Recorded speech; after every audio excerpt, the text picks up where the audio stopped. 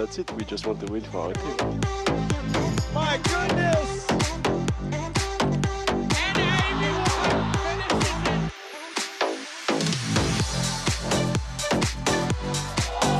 Yeah, we're just as good as the men. We're better. It's a huge point for the Bay Area. Good chance that's the #1 highlight of the week.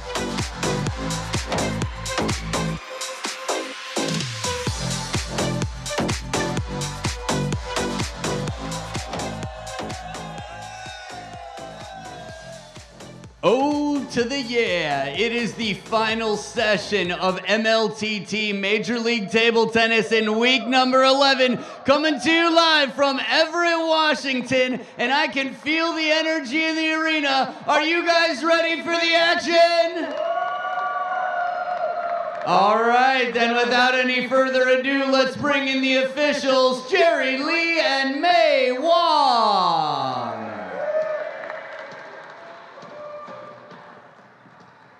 And the first opponents today, the visitors coming from Portland. They're number 3 in the league with 178 points. Make some noise for the Portland Paddlers!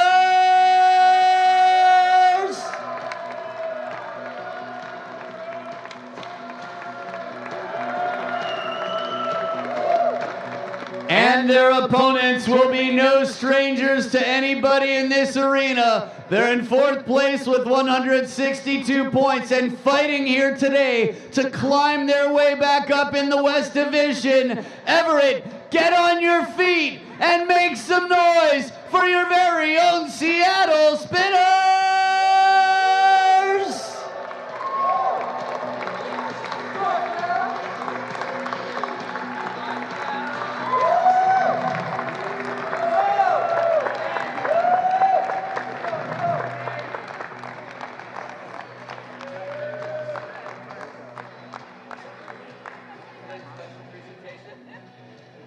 Alrighty, now that all the warriors are here, let's shake some hands and slap some skins and let the games begin.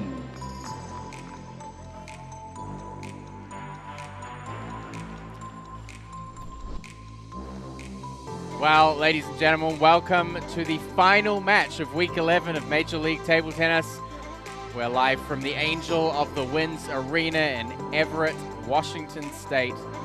The last showdown of the weekend between the Portland Paddlers and the hometown, the Seattle Spinners. There are some opportunities on the line here. I mean, we just saw Bay Area take a pretty dominant position at the top of the table with 199 points. Portland Paddlers, I mean, they've had a great weekend so far. This is a huge opportunity for them to at least move up into the 2nd place. It will be a tough ask for them to try and get into 1st. I'm Matt Hetherington, joined one last time this weekend by Sean O'Neill. Sean, you probably know the Portland Paddlers team better than anyone and what's going on behind the scenes with them. They must see a huge opportunity here to get themselves into a good playoff position. Considering where they were going into Portland in the previous match, now they at least can be in the driver's seat. But right now, Seattle, they have to get the win to stay within the pack of 4 to fight to get a spot in the finals playoffs. Yeah, certainly. And if you think about the weekend going back, Seattle, they're in front of their home crowd, kind of missed a few notes. They started out pretty flat. Yesterday, we saw them with considerably more energy. You know, they have a lot of support here, so, you know, got to get the attitude going, got to get the energy up. We look at the lineups. There are some tough encounters here for the Seattle team. Obviously, Nikhil Kumar, he sat out yesterday, feeling a little bit under the weather, coming back from Busan.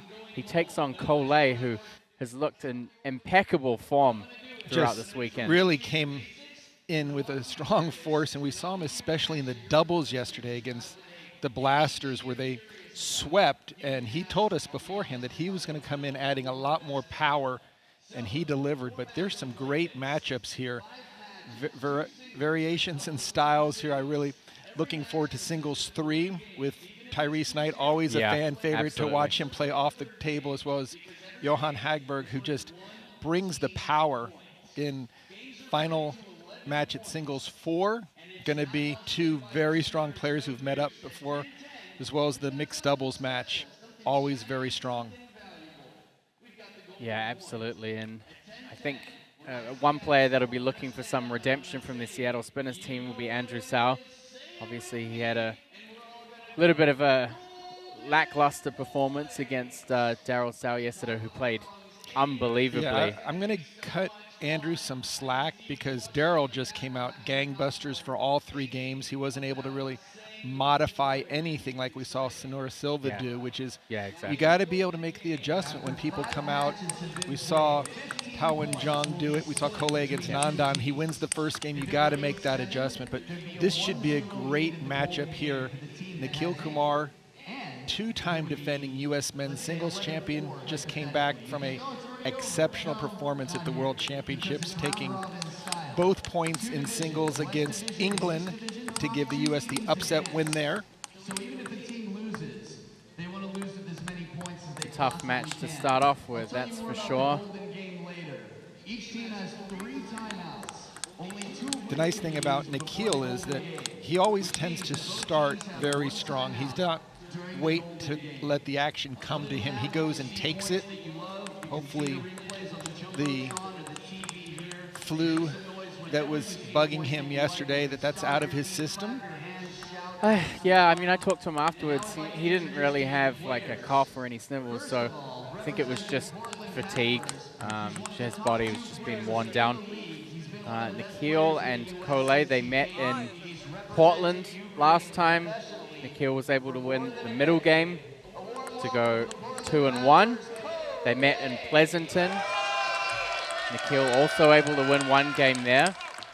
He won the first game, and Cole having to win games 2 and 3, both by golden points. So they've had some pretty close matches. Well, I talked to Portland coach Christian Lilleroos right before this match, and he said he liked the A and B position, but he said that the Spinners have the slight advantage in the CD. He said he didn't get the lineups that he was hoping for, but that's the beauty of MLTT, is that every game matters at this stage of the season. So look for a lot of shouts, a lot of choes, a lot of team unity to help get the teams to cross that finish line. Is match number 1.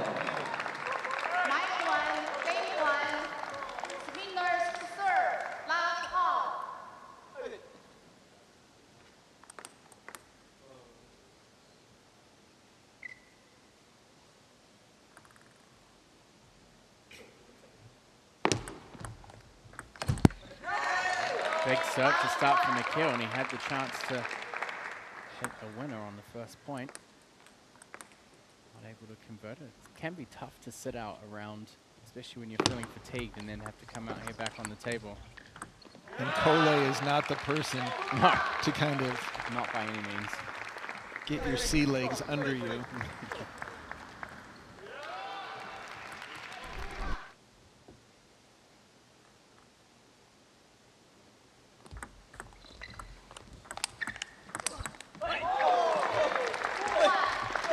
Overall at these 2 teams, they're tied at 2 each in terms of wins throughout the season. Their first 2 encounters, Portland were 8-7 going into the Golden Game. On the second occasion, Seattle winning by an ultimate golden point, 21-20. First time 21-19 for Portland. So they've had some very, very close encounters. In Pleasanton, it was 14-7 for the Seattle Spinners. Definitely their best. Yeah, weekend. they played super in Pleasanton, taking all 3 points. And then, of course, on home turf recently, 16-5 for the Paddlers.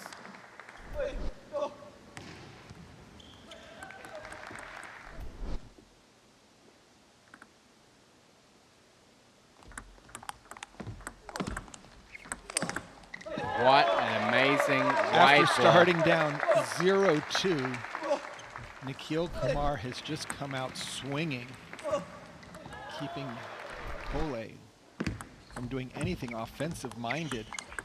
There's the first counterattack by Cole. to stop a 5-point run. You can hear the good support from some Portland fans that we've had come all the way here to Everett, Washington. A number of G-Way students have shown up, as well as some Paddle Palace employees and supporters. What happened was they had such a wonderful time at the Expo Center, they said, Contagious. sign me up for some more.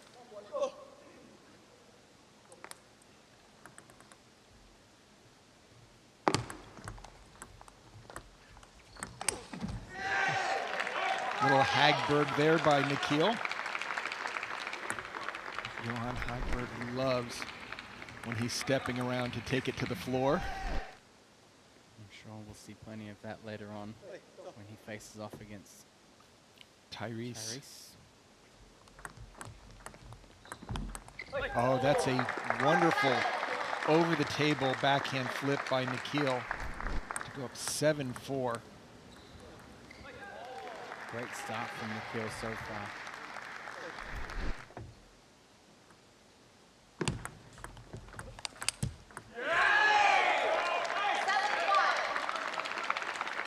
It's got to be somewhat discouraging when the cheers for the Portland team are louder than for Seattle when you're on your home ground.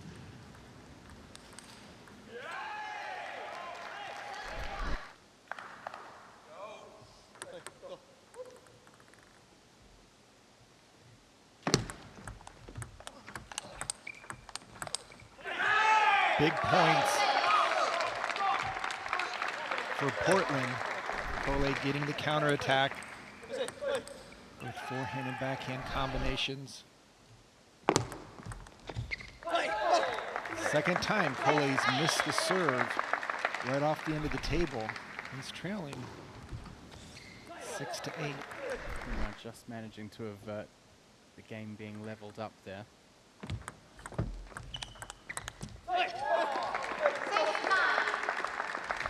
It just seems like Nikhil is having a lot of success on the in and out.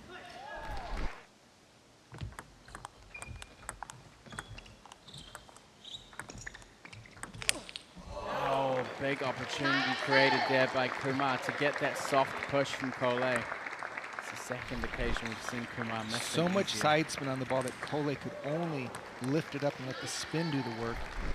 Nikhil had a chance to smash that home, but went long. And here again, going for some big shots. Cole comfortable with just being very defensive and returning the ball. Big point here for Kumar.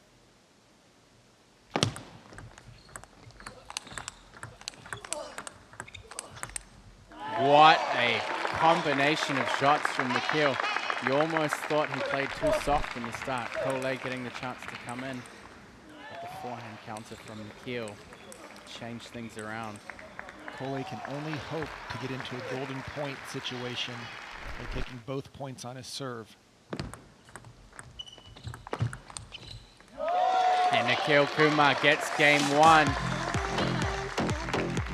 It's a big start for the Seattle Spinners. Certainly will help give them some energy going into this match.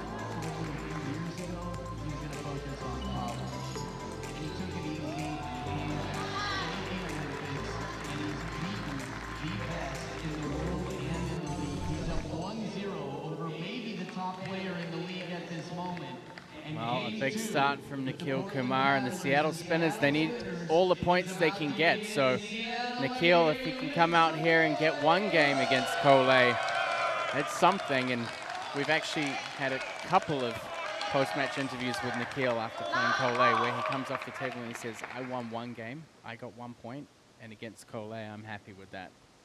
He considers that job done. I'm sure he would love to get 2, maybe 3.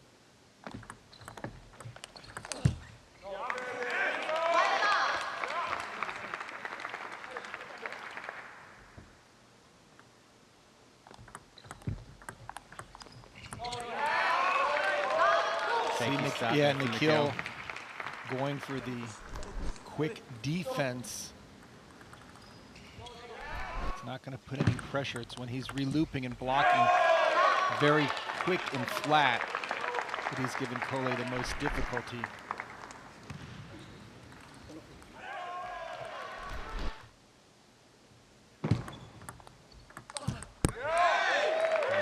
Big start now for Cole.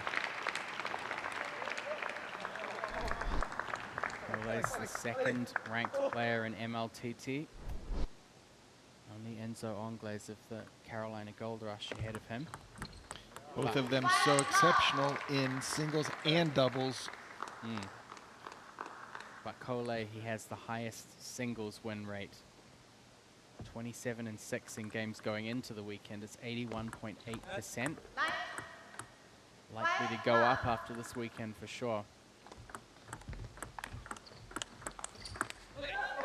And Kumar hanging in there, keeping the ball low and in play. Covering both backhand and wide forehands.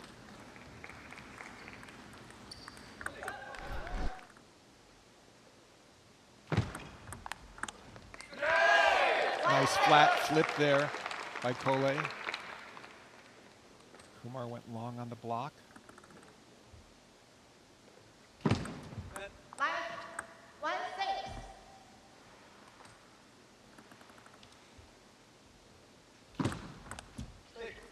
Fast serve from Kumar.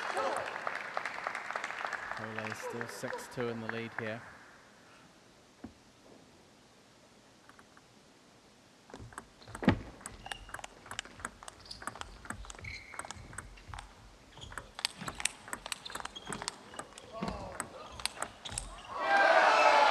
What a rally from both players. Quick hands from Nikhil Kumar.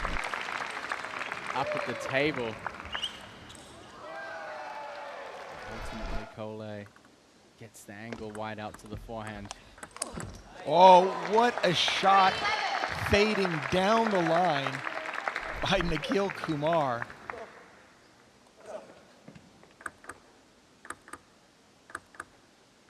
He's going to need a couple more of those to get back into this game too. But trying to set up the quick backhand off the bounce with the deep serve.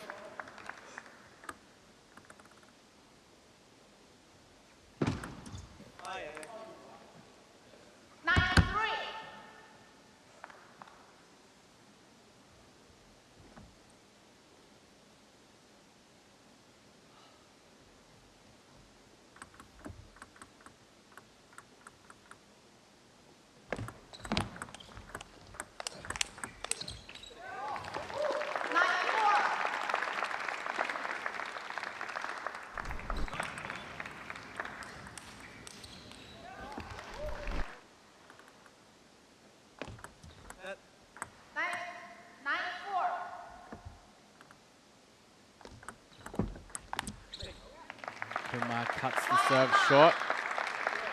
Cole misses the flick opportunity.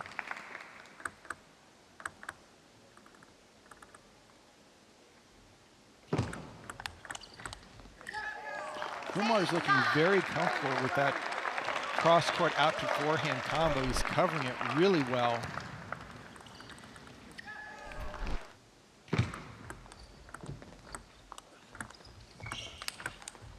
And that's a shot I would stay away from when Nikhil is doing the side spin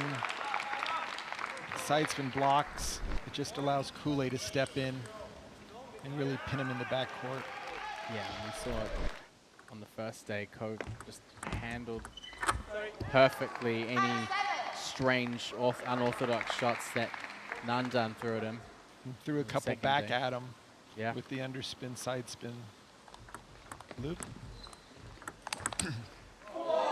Big counter from Nikhil Kumar. This game is far from over. Nikhil has the serve. The serve has been very effective, especially the deep serves. Getting into a quick attack off the bounce. A little bit late on that forehand. Cole, he takes game 2. 11-8. Portland Paddlers on the board. Big effort from Nikhil Kumar so far in this match. Cole, he looks still pretty relaxed. Not too phased yet. We'll see how game 3 goes between these two team titans.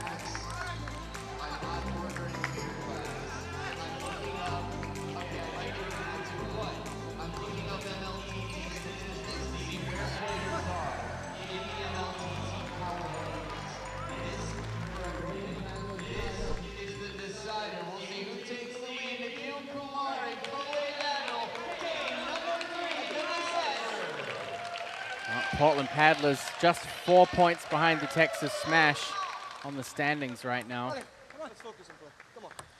Cole has a chance to bring it even closer to the Seattle Spinners.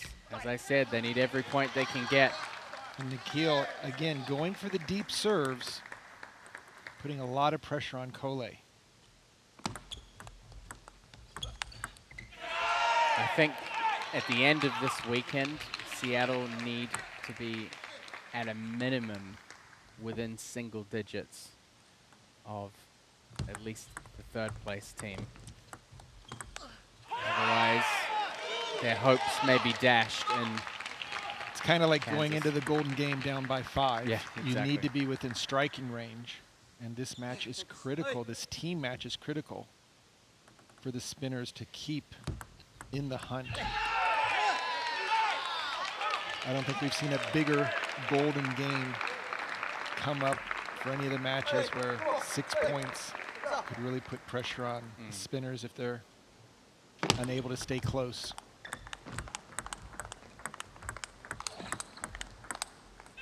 Cole playing really smart here. He's keeping the ball directed down the line. Really limited the angle options there from Nikhil. He can either play down the line to the backhand or cross court to Cole's forehand, which is not easy. And that's what happens. Yes, yeah. Leaving the door open. Smart play from Cole. He just knows that when Nikhil steps around his backhand, that the forehand is susceptible to a very strong attack. And he'll just stay in that backhand. Up next in the singles, Jonathan McDonald of Sweden takes on Andrew Sau for the Spinners.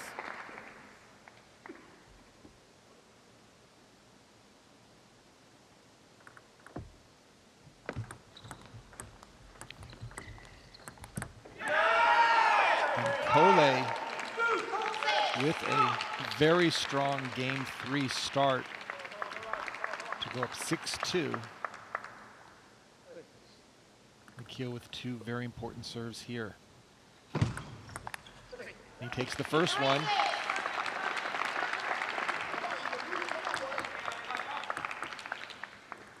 Cole much more offensive here in game 3, and both points.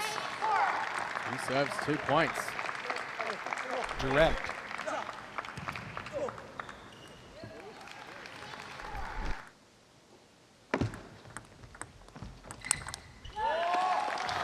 Really aggressive against the short ball there, Nikhil Kumar. He wants to leave nothing on the table in this match. That looked like one of the over the table forehand flips. We saw Lily Jung in the doubles, just going all out, no hesitation, going for the shot. And the timeout here from the Portland Paddlers. They want to make sure that Cole comes out of this with 2 games and 2 points for them. Every point's going to matter for them to push up into the 2nd position and have some breathing room over the Texas Smash. They count on Cole to take at least 2 points in singles. And you haven't done your regular serves either in a long time. You have those left to the two. chance to promote table tennis.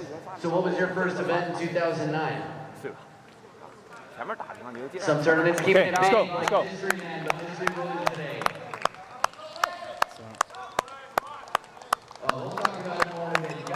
See how Cole plays off the back of that timeout. It's a very early timeout, but Cole, he's been the player that's really lifted the paddlers in singles, doubles, and golden games, so they want to make sure that he gets the team off to the best possible start.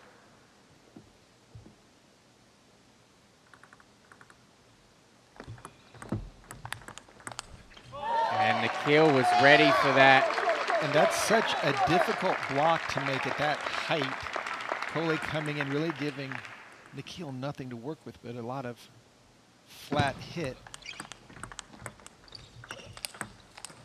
And that time Cole found the wide forehand. Always a good place to target against the left-handed player. You see Cole adding extra curve to the ball to get it to break even wider. Oh, and that's a easy point for Cole. That's normally what we see Nikhil doing, which is stepping over to the forehand side to use a backhand. That time it just caught the net. Nikhil reminding himself to get his forehand into play when possible.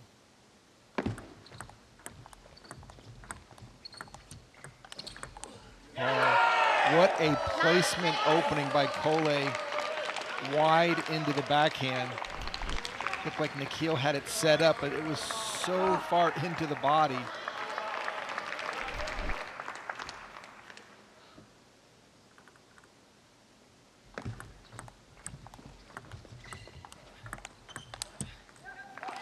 A lot of net balls and out. Both players keeping it extremely low. Nikhil again. Will he be able to take 2 points on his serve to even this game up? He had a gets a chance, break he there. knows it.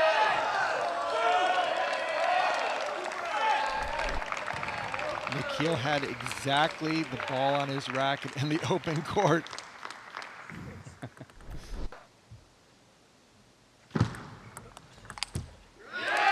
Backhand punch doesn't make it. Cole ultimately takes 2 games out of 3. Strong performance from the leading player in the West Division. Cole just always able to fall back on really great technique, but it's the balance, the foundation and balance. You never see him look out of position or off balance too often, and it makes so much difference in these matches.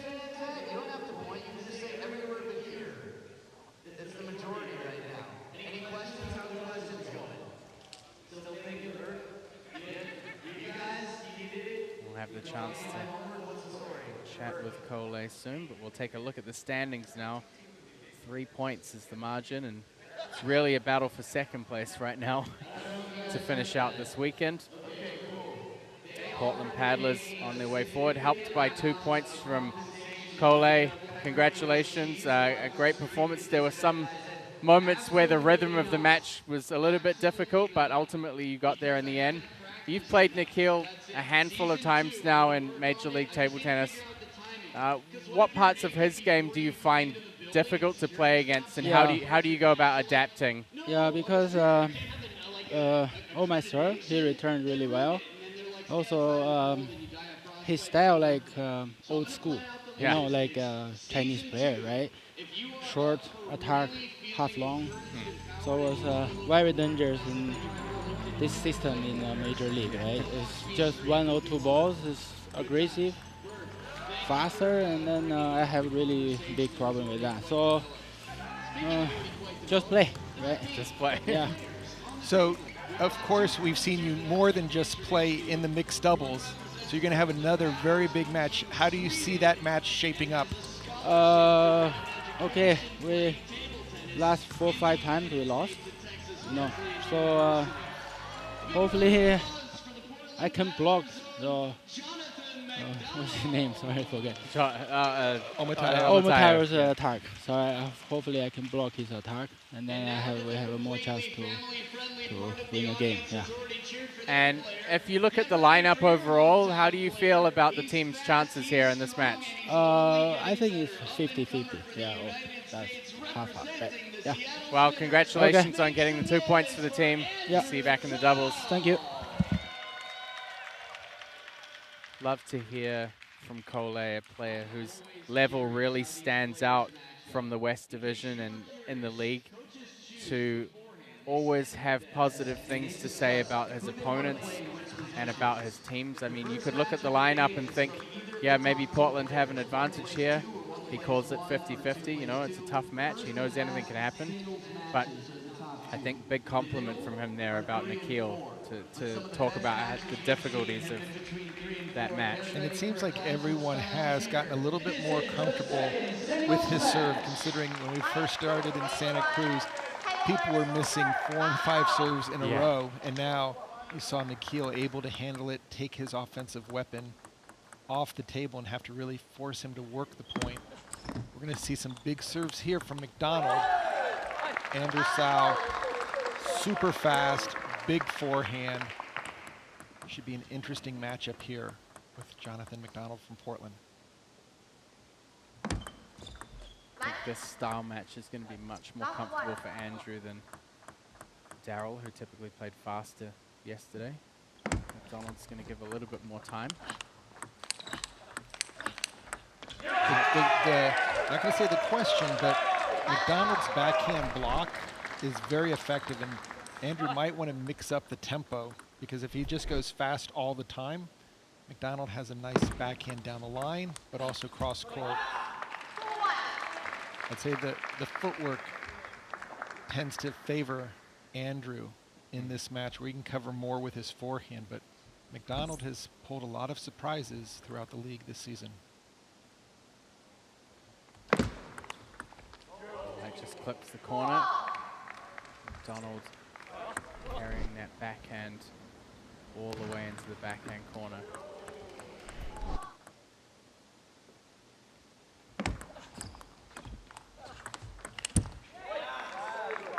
I think Andrew, I mean, I said this with the Daryl match yesterday as well, he's got to go in for those heavier pushes and give himself opportunities to counter, to take the upper hand in these rally situations. And that combination right there.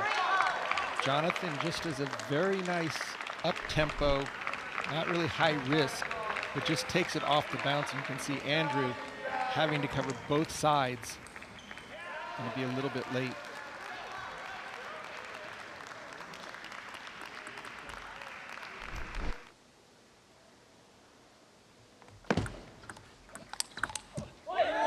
That's a quality forehand there. I think Andrew's going to reap some big dividends if he does play the ball out to Jonathan's forehand. Jonathan's forehand stroke lags a little bit, but it can be tricky tempo-wise. Often you think you've got him out of position, then all of a sudden he brings it back in. I think especially on the first attack for Andrew, because he's able to dictate the pace more. If you play the first loop on the Jonathan's backhand, he can kind of put pressure with the backhand first, so that when you switch over, he gets those really smooth forehand counters in. With these points right here, Andrew can break the serve of McDonald, get some breathing space to get his third ball attack going.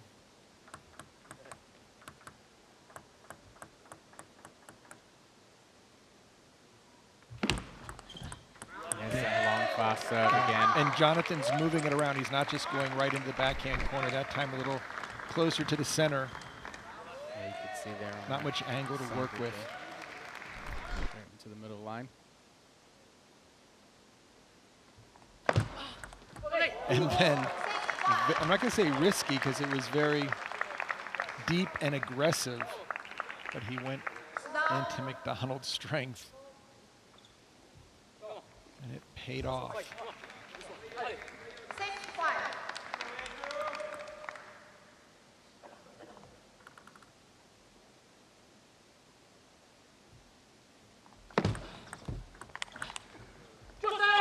Great location. McDonald has got to be careful not to allow too much momentum on Andrew. I mean, if he picks up momentum, we've seen what happens before. Andrew Sau, he's 12th on the Major League Table Tennis standings. He was 18-9 in singles coming into this weekend.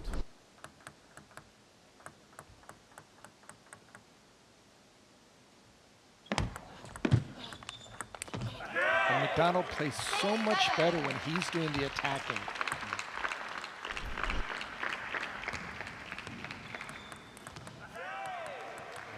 On that backhand opening from McDonald. I anticipate that Andrew Sau will be doing much blocking. He's going to counterattack every time, just like we saw his counterpart for the smash, Daryl Sau.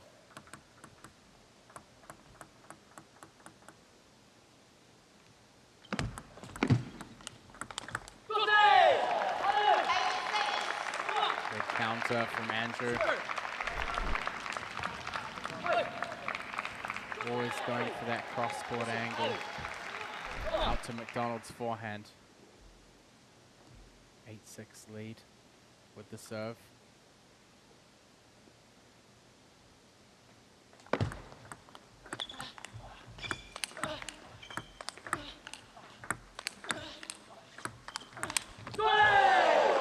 McDonald, he saw an opportunity there to try and come back into the table. So close, going down the line for the winner. Now Andrew with one more serve to reach game point.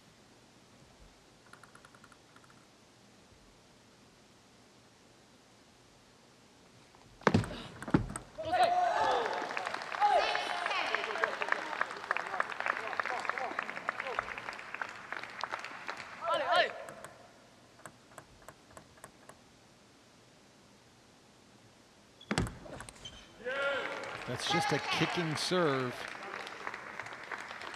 If you try to take it off the bounce, you've got to be careful because that ball wants to go upward.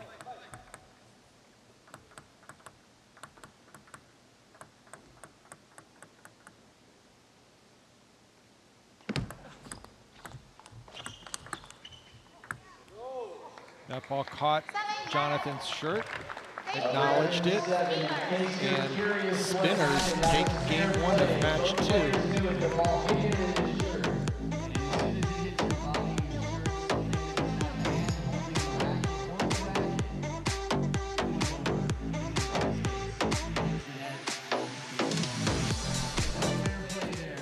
By the way, I saw a video on Instagram recently of a little girl missing a free throw, and everyone on the team went over to pat her on the back, and the camera woman goes, "Ew." And then she goes, "It's okay, I'm her mom." Now, I don't know if that made it any better. The reason I bring this up is, in terms of people's last names and being supported, if you were supporting the Seattle Spinners, what you guys chanted for, I know this wasn't your intention, I would have considered that a low blow. But you guys are supporting him, so in the interest of supporting your team, I think that song you sing might not get the performance out of your player that you want to. Moving forward, just saying, I have no stake in who wins here, but I want you guys to have the goal here in mind and have the outcome that you desire. By the way, in terms of outcomes and desiring, it's 2 games apiece tied up at 2-2. Anyone have any outcomes that they desire for, I don't know, let's say, Well, Seattle Spinners back here tonight? for the second game. Andrew Sau, a great start in this match against Jonathan McDonald. Portland Paddlers vying for the second position. The Seattle Spinners, they need to pick up as many points as they can to try and lift themselves up in this 4th position on the table.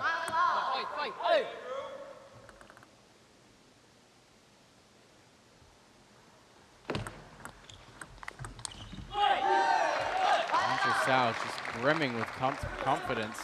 He's going for everything on every shot.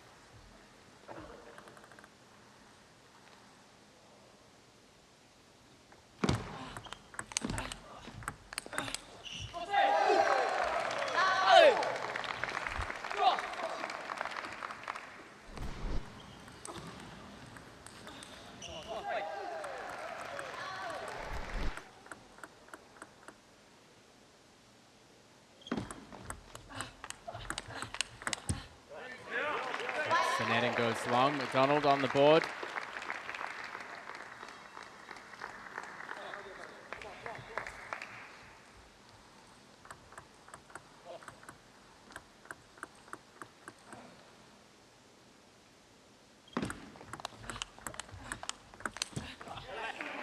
See McDonald trying to capitalize off that long fast serve by playing the next backhand really wide. Trying to get Andrew away from the forehand before he redirects the ball.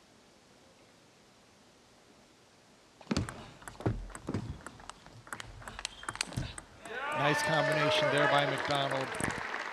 Again, playing a little bit more vertical, whereas Andrew's just driving everything as fast as he can.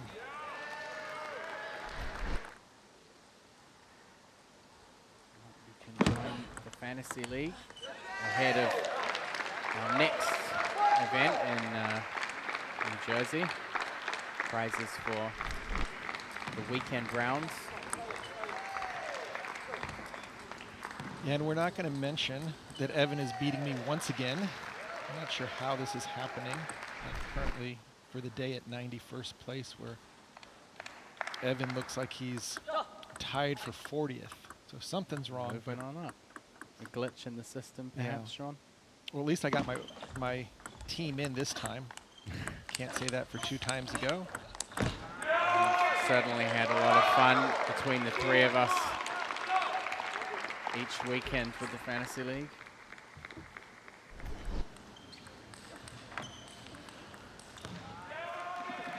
Timeout called.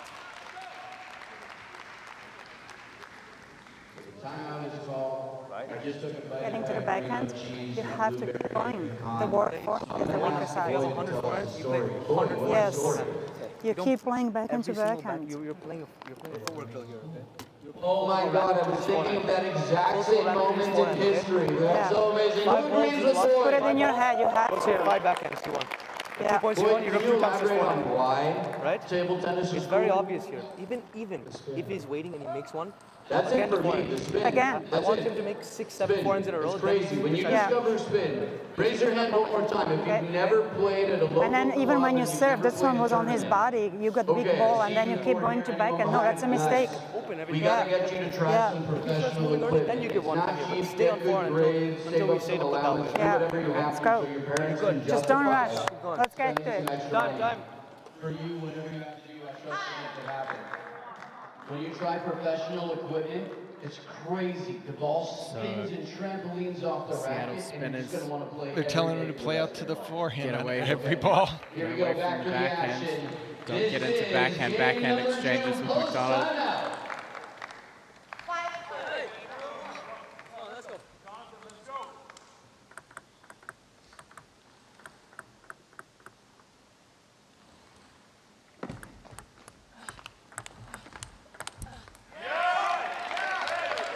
McDonald is 6-2 lead here in the second game.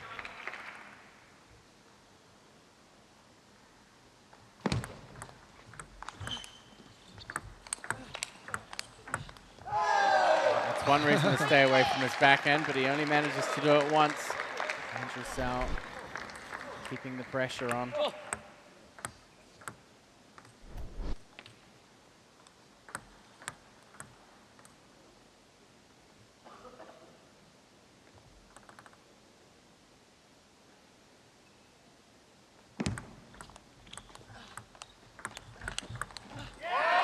Again, checking over at the Seattle bench, they're all saying, come on, get it over to the forehand side.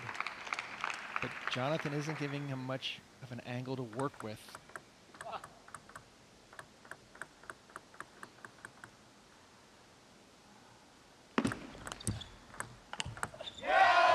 Deep serve.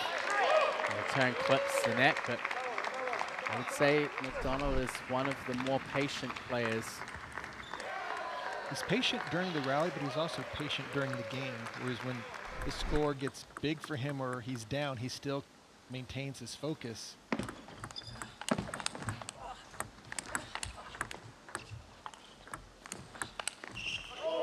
McDonald, he just lifted out of that last one a bit too much, but holding his own well on the forehand side.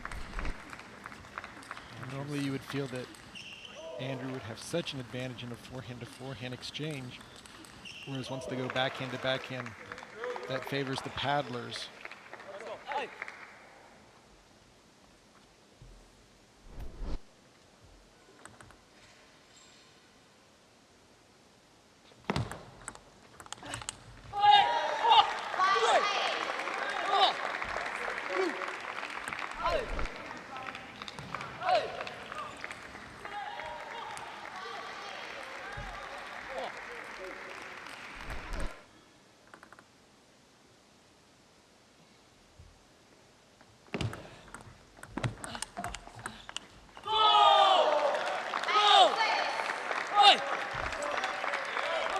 He brings it back to within 2 points. He's out there fighting for everything. Come on, fight, let's go. Fight.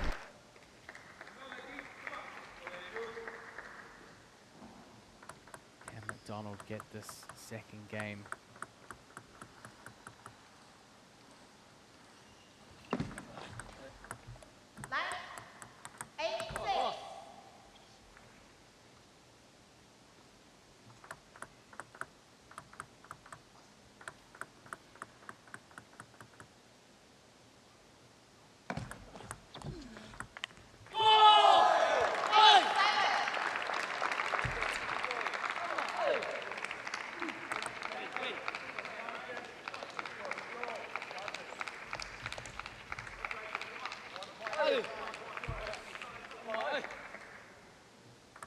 McDonald under the gun here.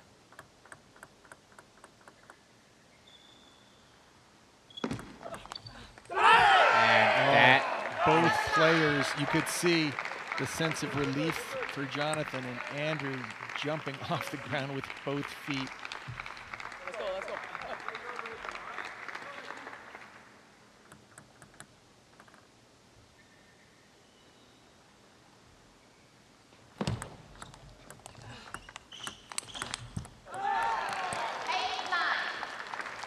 Andrew winning the battle of the step around, getting his forehand into play, and then ready to cover any return. I mean, that's really been the key for him, getting that forehand in.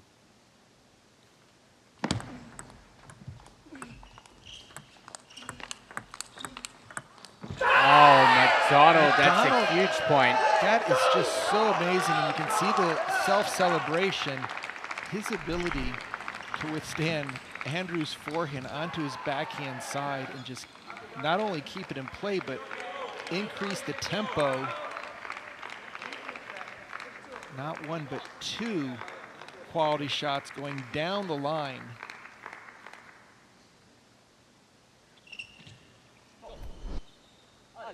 He's rewarded with 3 game points.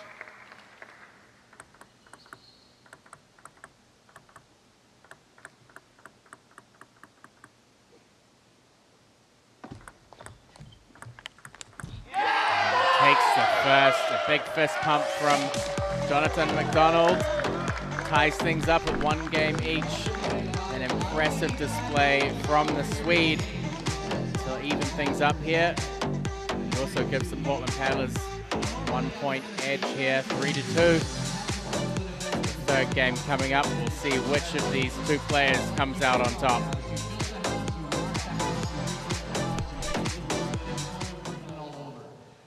What I like is that the league is getting to the point that people are close enough that we've got people coming in as a bundle to support the away team. This is when you know the score's getting big. It's still season 1, and we've got people making the home team feel like the away team, only to put more pressure on the home team.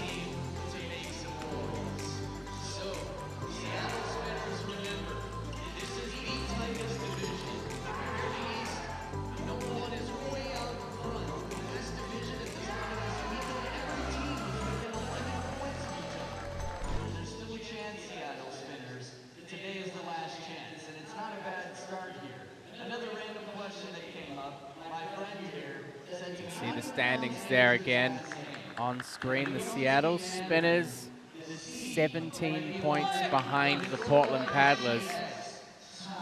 They could make up some of that ground in this match, but they won't have the opportunity to get into the second position by the end of this weekend. And that's where Portland would like to be if they can not only continue in these first 5 best of 3 or 3-game matches, and also fighting for the golden game, which is worth 6 points.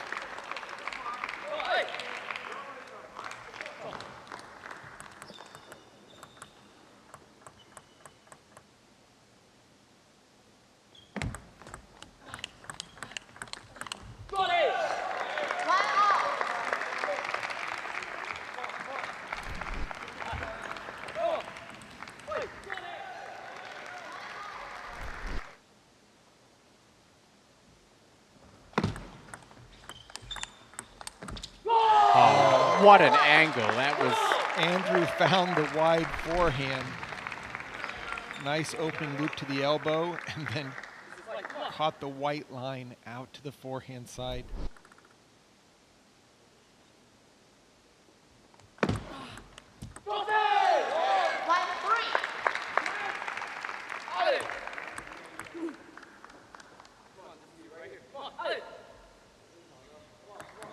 Positive self-talk from Andrew Sau out here.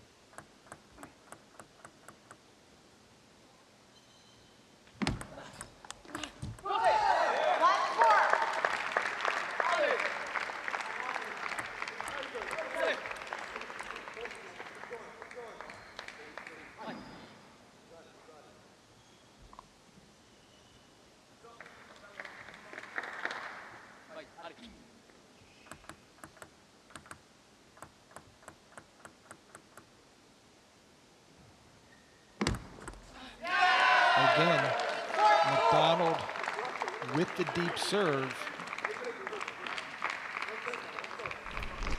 McDonald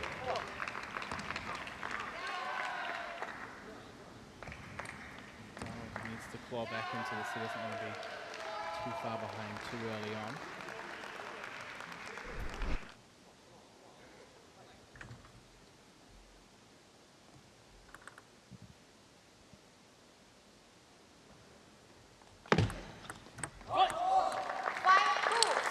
Goes into the net. Donald swats that ball away. Players switch hands. 5-2. Andrew Sau in the lead. A doubles match coming up next between the 2 mainstay teams of each team. 2 mainstay pairings, I should say. Cole Rachel Sung for Portland Paddlers and Olajide Matayo and Fabiola Diaz for the Seattle Spinners. That's a forced backhand there. So when the players switch hands at 5 in the 3rd game, it's a good opportunity to try and hit the reset button.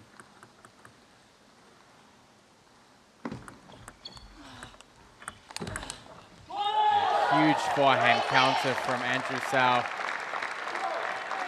And when he's playing that big of a forehand, it really doesn't matter what spin Jonathan's putting on the ball. Andrew's going to overwhelm it with just monstrous forehand.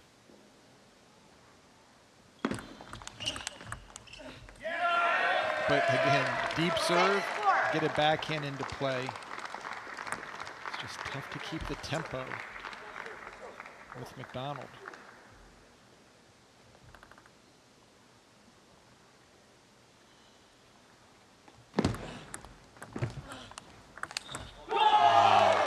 Really not much you can do. Once Andrew Sau gets onto that forehand counter, even in replay motions, just a blistering forehand.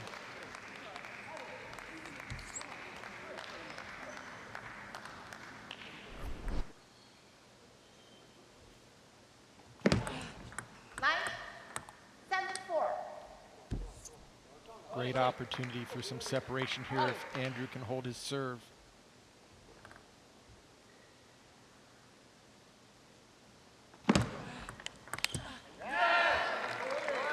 Overcooks it on the backhand. If anything, that's an opportunity to step around. Certainly have the time for it. I think overcooked might have been an understatement there. He almost volleyed the ball.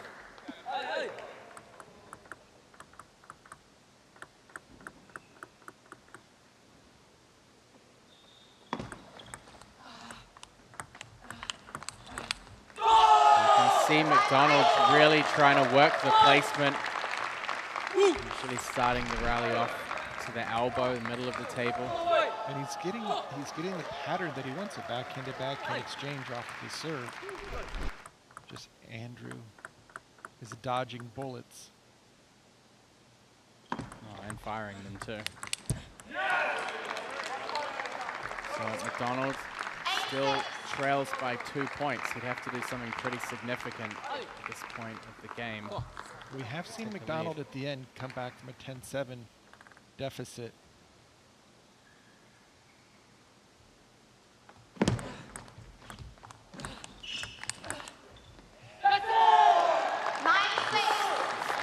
I mean, when he gets the first forehand in, you can't really afford to set back off the table and just return the ball. Andrew's just landing too big of forehands and moving the ball around really nicely, getting it out to the forehand side. One more serve.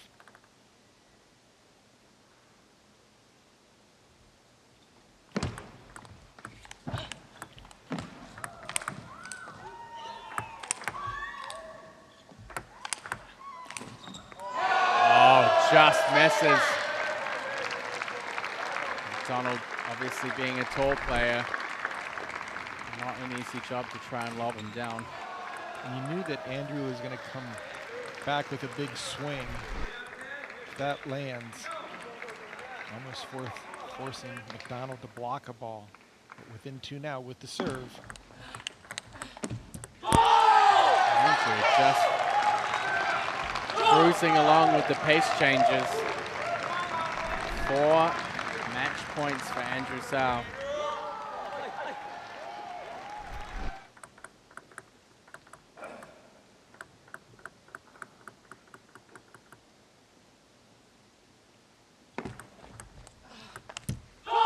And he takes 2 games out of the 3. Andrew Sau leveling things up here for the Seattle Spinners. An outstanding performance, a bit of a forehand masterclass from the young player from the US. 11-7, 8-11, 11-7. Andrew Sau, big fist pump there with that victory.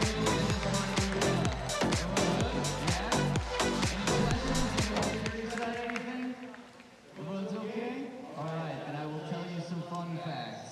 So, we're about to play doubles. In doubles, players must alternate every shot. That means in and out quickly enough to get back into position after playing. But out of the way enough, they're out of the way, so it's a fine balance. That line, the white line in the middle of the table.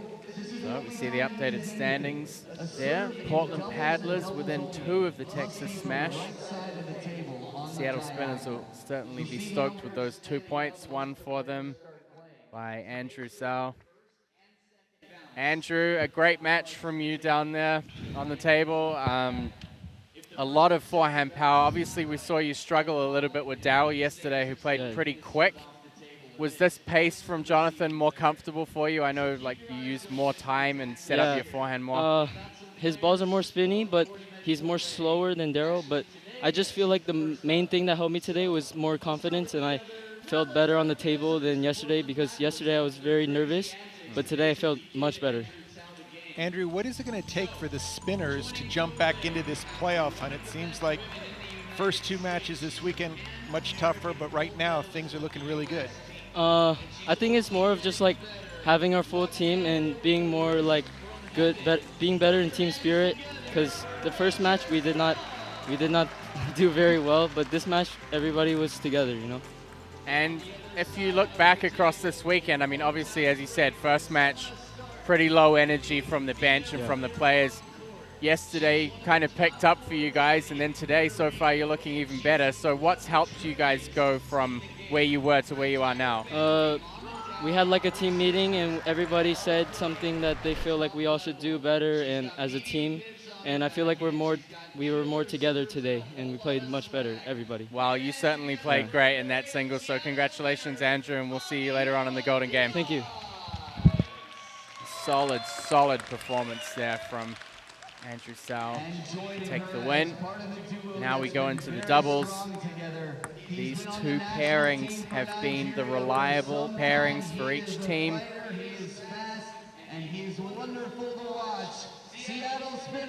It'll be interesting, Matt, to see if Cole takes a page out of the book of being more aggressive. He said when we spoke with him after the singles that he was going to focus on his block just to keep Omatayo's strong attack in play.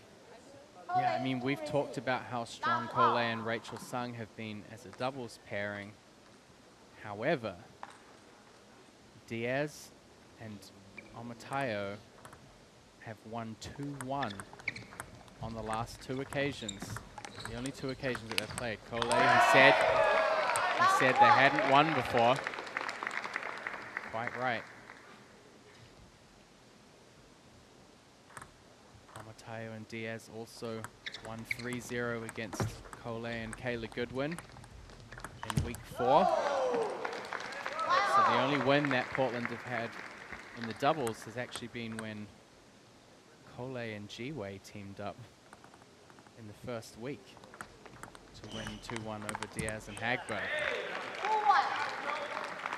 I really think if Rachel Sung can be net positive with her offensive attacks, that can really nullify the power of the spinners. They work so well together as a team. With Omatayo bringing in the forehands, and then Diaz mixing it up. And it's important for the Seattle team that Fabiola tries to play a little bit more assertively as well. I think we've seen Shide kind of on the back foot in a lot of rallies with Fabi playing softer, but when she attacks, it really opens up doors for... It gives their team so many more options, just because she can play safe and low with the pips. Like, she's won the last 2 points and she's playing into Cole. Cole needs to be able to put some pressure. There's that big power forehand. And that's the scary thing for Portland is Cole makes any type of spin. Omatayo, solid footwork, he's just gonna drive. Look at that follow-up from Fabi Diaz with the backhand. I mean, Omatayo's just smiling and high-fiving right now because Fabi Diaz has brought her A game and is just scoring. And now there's just something about this pairing that might spell kryptonite for the Portland Paddlers duo.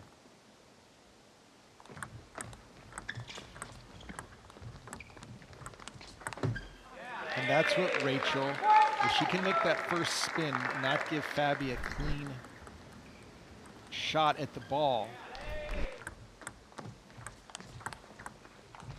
That's just a very effective backhand block off the bounce by Fabi Diaz.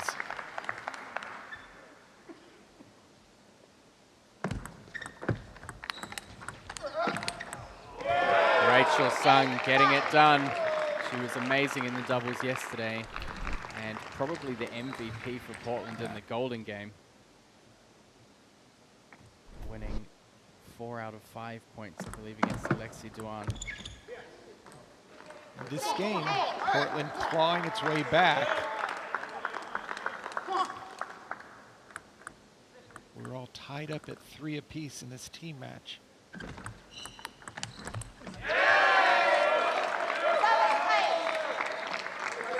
Fabiola looking for the offensive with the backhand.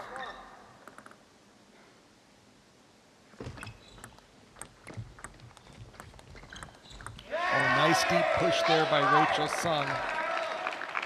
Not an easy ball to pick up off the bounce, and we are tied see all of the different elements here that are at play. Cole, he's making sure he plays short against Jide. Rachel Sung, she wants to put pressure with the deep push on the backhand of Fabiola. There's the pattern again. This time Jide clips the net on the short ball. It's going to give them some space to breathe here. 9-8. That looks like it went on the wrong side. That is a huge service error. Not a net ball, but a serving into the wrong box. It must be cross court. Jide really quick to give some reassurance to Fabiola there. Oh, just and missed. Portland dodged a mini bullet there. Fabi had the ball on her favorite side and just sent it long.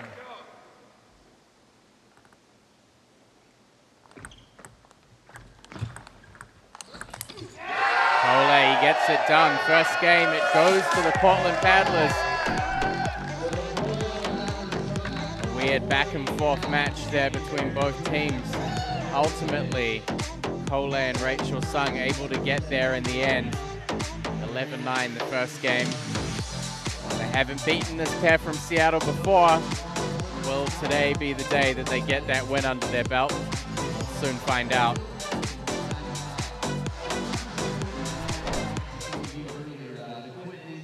How much of a difference it makes for the players.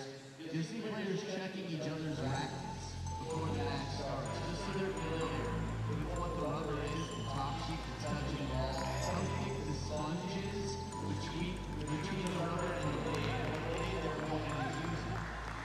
And this is also like the longer they are, the more defensive they are, the shorter they are, the more aggressive they are. Probably uses eating this.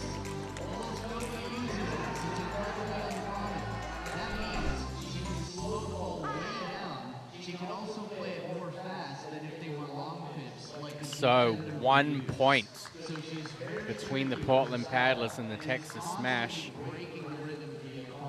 The Paddlers determined to get into that second position. Not only that, but give themselves some space. If they can move up further into second position ahead of the Texas Smash, especially knowing that next West Division weekend, it's pretty likely that Macbeth will be back in the lineup. They Coach know might that, be here. and Portland knows that the Smash will be playing the spinner, so one of them will either knock the other one out, and Paddlers will have a chance to, again, just control their own fate with a series of wins if they can lock up the second position with some space. This mixed doubles right now, second game, so big for the entire standings going forward. I think also, given the fact that Portland have never won this doubles combination before, if they can win it today, that will be huge. Boost.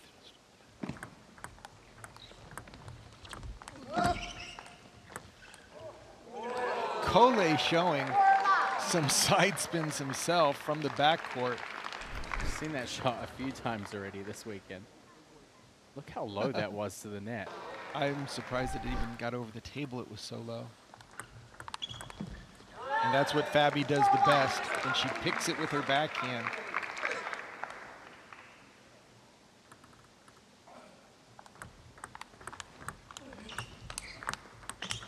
Oh, Rachel Sung off the bounce with the backhand, cross court. The 1-2 punch from the Paddlers. She played an incredible backhand snapshot yesterday in the Golden game. That probably garnered the biggest reaction I've ever seen from Christian Lily-Rose on the bench. Oh, a lucky break there. Omatayo had the ball on his forehand.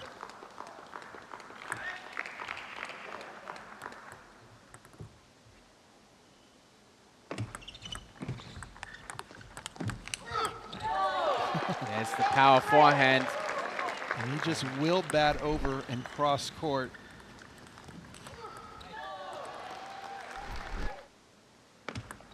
His backhand so strong on the serve return. Coming into the weekend, Matayo 15 and 12 in doubles. Fabiola Diaz 16 and 17.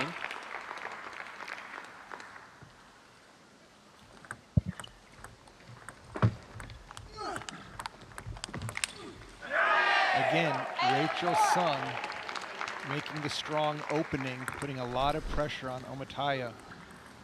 Go for the big counterattack.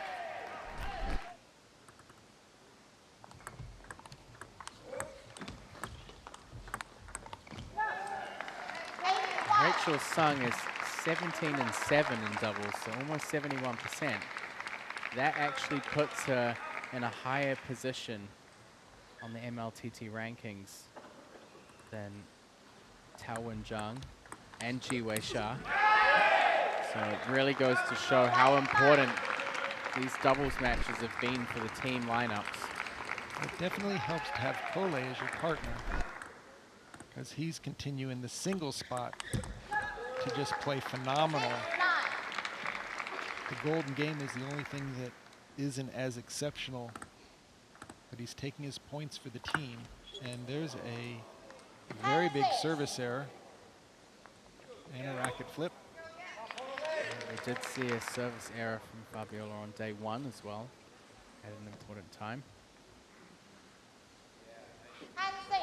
MLTT takes no prisoners. On to the next point. Refocus. In Portland.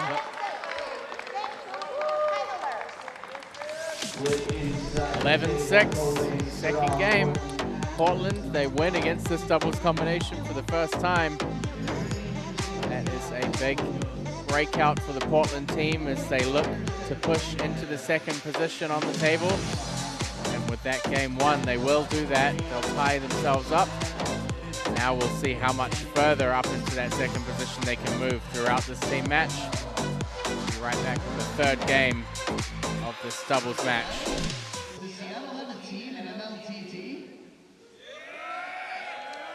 What's the name of that team? Let's go Spinners. Let's go Spinners. Let's go Spinners. Let's go Spinners. I like it, all right. Starting to wake up here in the crowd. I think this is going to be synergy.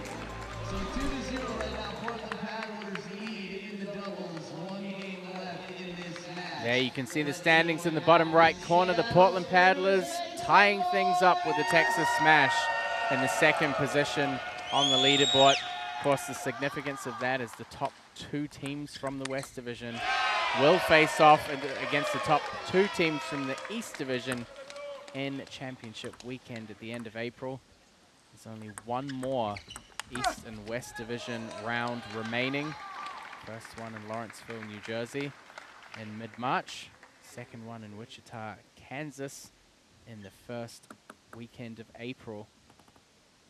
It will certainly be a big deal for the Portland Paddlers if they can finish up strong here in Everett, Washington. Of course, you can get your tickets to see all the action live at mltt.com/tickets.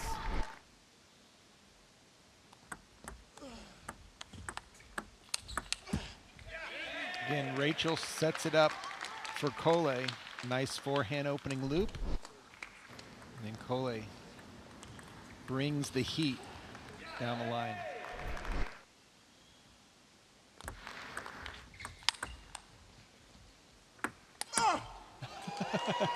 It's the Air Jordan jump smash from Omataya.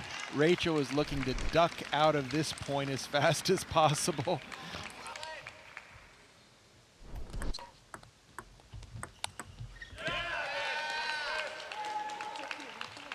Cole's looked so solid throughout this weekend in the doubles as well as the singles.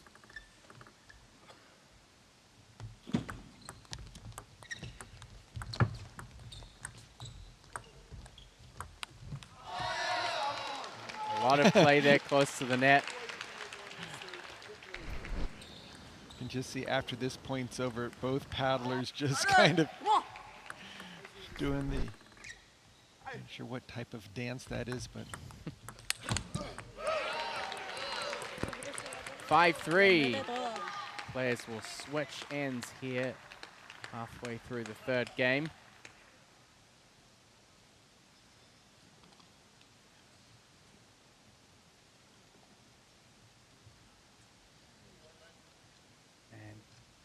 Coming up next in third singles match, modern defender Tyrese Knight from Barbados takes on Johan Hagberg from Sweden. It's going to be a pretty exciting match to watch. They're both incredibly entertaining players. And they have played before with the Swede winning that matchup, but also Jiwei Shah against Omatayo in the final singles match. I want to say that the spinners are looking a little stronger in the back end with these two players, and they definitely, paddlers would love to get even more of a lead going into singles 3 and 4.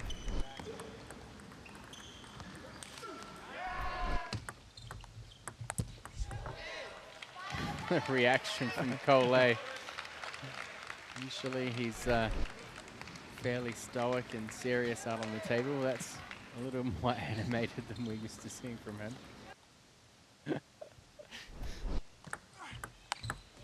And that serve rectifies that situation.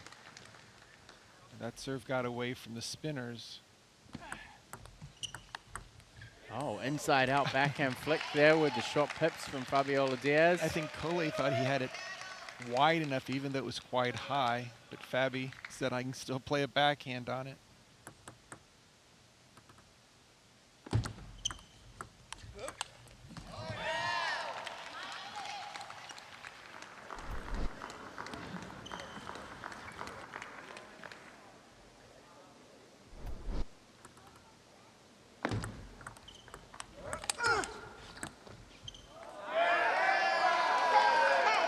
The opportunity to go and pull off the sweep here. Not easy to do against a team you've had a lot of difficulty with. Omatayo says, no, no, no. Not yet.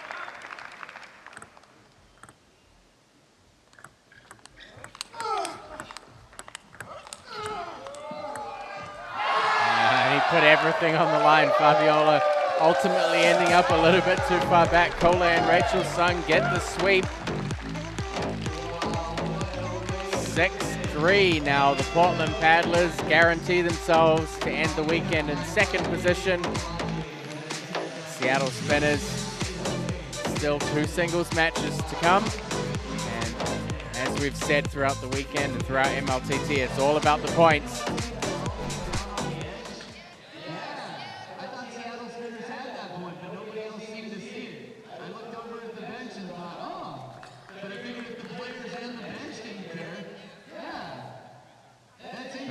We'll have a quick moment to talk to Rachel Sung after that match. Rachel, 3-0 sweep in the doubles over Fabiola and Olajide. We talked to Cole earlier and he said, we haven't won against that combination before. What is it that you guys have found difficult playing against them in the past? And how do you feel today went differently for you guys? I think definitely in the past because Olajide is very aggressive and his quality is super high, and then Fabiola's pips and her serves do cause, it like messes up the rhythm a lot. So I think we struggled a lot with that in the past, and I think today we just tried to stay closer to the table to account for her pips and then try not to get Olajide to open up as much. You know, Rachel, you've played great the entire weekend, and it just seems like when you can make that first opening, it really gives Cole so many more options. Are we looking to see that in future doubles, but also the golden game that you played so well yesterday?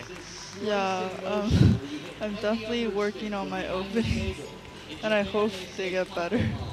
Now, I'm going to ask you a question that Sean tried to ask Lily earlier. if you look at Portland's bench, is there anyone in particular that you're sizing up for the Golden game, possibly, that you'd like to play against? Or maybe Seattle's bench. You mean Seattle's? Yeah, that. Seattle's bench. Sorry, I'm looking behind you. Yeah. I don't know. You don't know? There's nobody that you would like, just whoever, right? As long as you win the points. Then I guess Nikhil. Nikhil? Excellent. Nice, I like it. That is a great answer. Well, thanks, Rachel. Congratulations on that 3-0 sweep. Thank you. That is super. That's what we want to hear the players have an opponent to go after, and two lefties would be. I would love to see it. That would be a great matchup, and this is going to be a great matchup right here with 38 versus 35. Two amazing players that just go full force. They have played before with Hagberg getting the better of the two. Don't look for many safe balls. Hagberg's already looping around the net in the warm-up, so that elicited a smile from Tyrese. Shot makers have a lot of respect for other shot makers, so. Game respects game. It's going to be interesting to see whether Hagberg can force Tyrese to play more defensively, or whether he tries to get into those big counter loop rallies. I think if they both are in the backcourt, just the lefty advantage by Hagberg is going to really keep Knight at bay, because he's able to take the ball inside out to the wide forehand. I think Seattle's still thinking sweep material.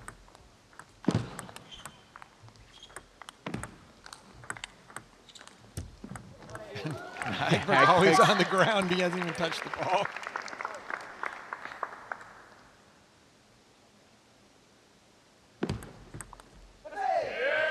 You almost wonder, I mean, we've seen Hagberg play across this weekend, and he's tended to rush some of the bigger shots. You almost wonder if this matchup might be better for him, if Tyrese is slowing the ball down.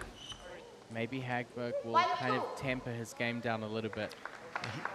He knows he doesn't have to go for a winner at every opportunity. That ball caught the edge for Tyrese.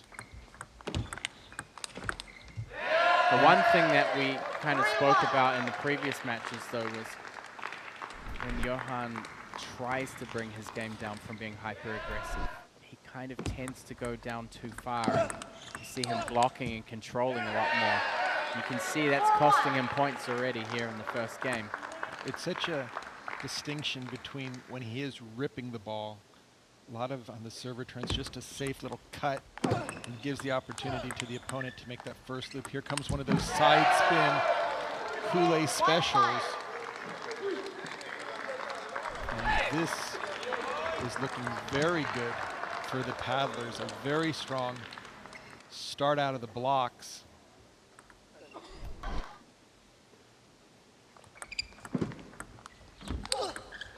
Big forehand step around from Tyrese Knight. So impressive how he switches his game up from attack to defense, defense to attack. And that's the one shot Hagberg would love to have Tyrese do. A lot of that slow opening.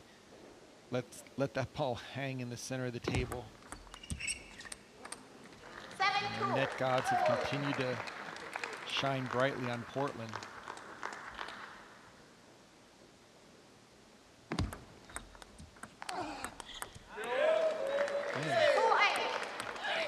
If you're just looking at this match between the 10 points have played, you'd think that Tyrese is an offensive player.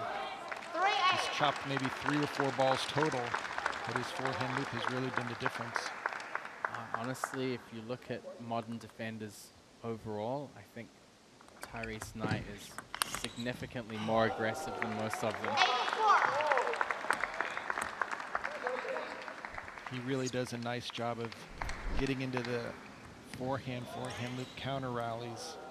Question is for him to go up to the next level, can he force that? That was a very high quality opening there out to the forehand side.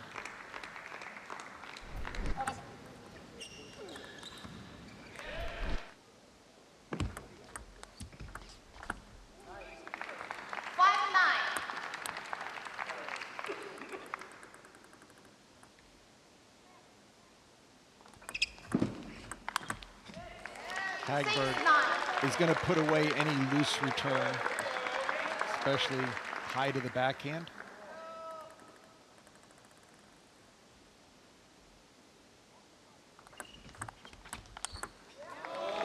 We saw that shot between Hagberg and Nandan in their match this weekend.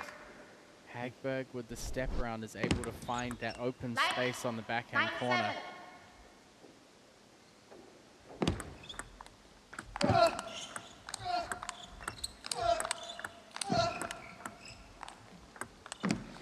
What a great hustle by Tyrese Knight to keep the topspin on the ball from the center of the table. Just snaked it up.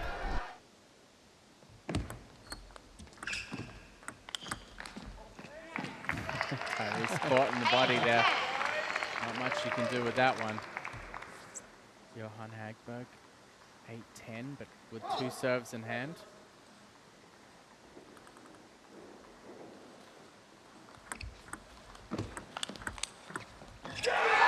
Tyrese just puts the ball away down the line. 11 points to 8. Portland Paddlers pick up another point. Tyrese just looking super aggressive out there. He's going for those forehands. Hagberg on the attack. Not quite making his mark in this match. See what tactical adjustments he comes up with to bring back for the second and third games.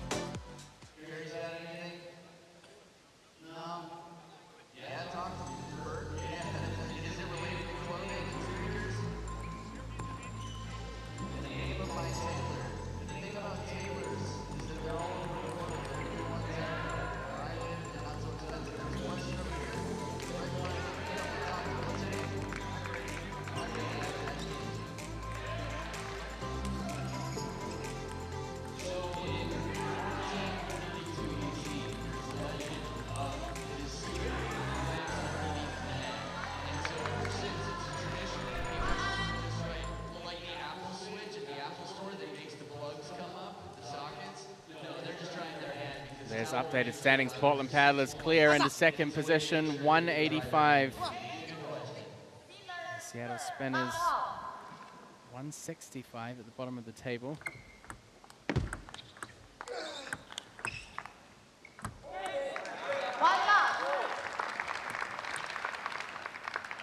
a fun little question going around about predictions for the playoffs, Sean.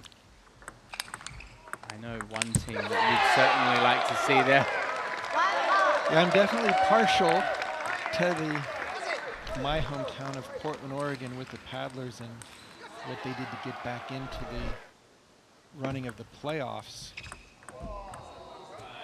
So obviously Bay Area, although they lost to Portland, they did not have their absolute A team in the matchup. I think between Texas and Portland, it's going to go down to the wire. I think Wichita, whoever wins head-to-head, is going to really solidify it, whereas Bay Area is going to get some potential points against Seattle again. Yeah, I think if Bay Area can bring their top lineup to Kansas for the final West Division match, I think they can get through in the first spot. And as you said, this battle between Texas and Portland is going to be a pretty significant one. If we take a look also, thinking about predictions for the top 2 for the East Division, I think Carolina is a bit of a no-brainer. I think they're already through. They're on 260 points. They've almost lapped the field, or at least a wind. And of course, we have this kind of face-off situation between the Revolution and the Crocs. I think they're in opposite directions right now in terms of momentum. So if I had to pick a team, I think the Revolution, obviously the last match is in New Jersey, in the Princeton area. So they're going to make sure they bring everything to the hometown. But we have seen that the hometown expectations have played a little bit of hijinks on some of these teams where until Portland did what they did, it's often been not a home field advantage, but almost a disadvantage. So clearly, Carolina has been just the class of the field, really with their A teams all the time. Yeah. I mean, their ability to bring the very strongest in their lineup has been unmatched by any other team that's had national team players have to go to Pan American, World Championships, you name it. Yeah, I think it's been a more prominent, I guess, problem for the teams on the West Coast. During the crossover, I want to say there was at least 8 players missing from the West Coast, whereas on the East Coast there was 4 or 5, so many more European-based players on the East Coast, especially out of France. Right now, Johan Hagberg had a pretty phenomenal start here in the second game. Tyrese Knight has clawed it back to within 3 points. You change it after a certain time. It was working very good. Your tomahawk serve works. He's trying to attack it, but it's weaker, okay? And you try to place it maybe to the forehand. He will attack, but it's going to be weaker, okay? Don't try to rush. Don't try to kill the ball. With choppers and defenders, you have to be patient, okay? You need to get back to it. Heavy spins. He's trying to avoid you for the heavy spins. Okay? Again, once to the forehand, immediately to the backhand. Did you have another question? Stay focused, Jay. You got this. Let's go. Your tomahawk. Team Pink. Thank you. I like it. Okay. You good? Looking sharp in the shirt. High five. All right. VIP seats, don't forget your Major League Table Tennis shirts. Get them on quickly. All right, back from the timeout. Still 3 points up, Seattle Spinners, Jay Hagberg.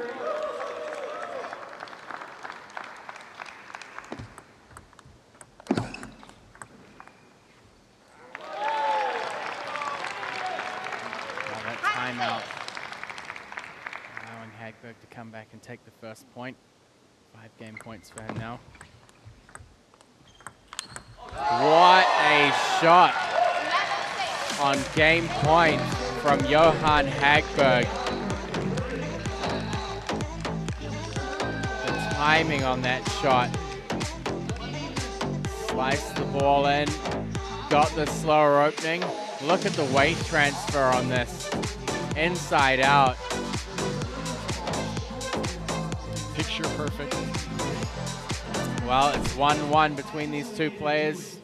We'll have a third game to decide who comes out the victor in this match between Johan Hagberg, the Seattle Spinners, and Tyrese Knight, Portland Paddlers. Right now, Portland 7-3 in the lead.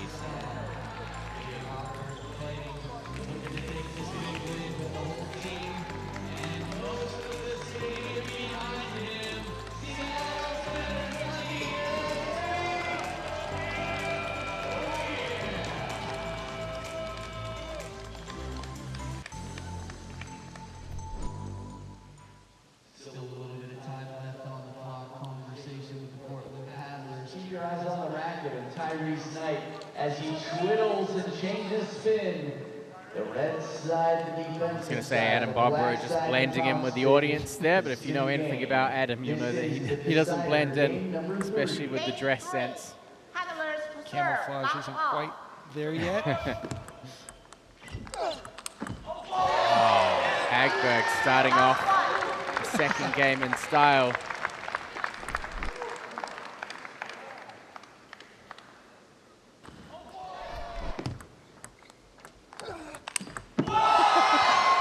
What is going on out here? Chairman of the bomb squad, Johan Hagberg, just 3-point touchdown, inside out, and just a look of focus on his face. And that was on serve receive too. Now he has the serve in hand. This is the Hagberg that's been missing across the weekend. This is the style that he really likes because he gets a chance to wind up A little bit too much wind up there. I think he started game 3 knowing that there was interview potential on the line. I mean, he just launched his body through that ball. But Tyrese has other plans, getting his forehand into play.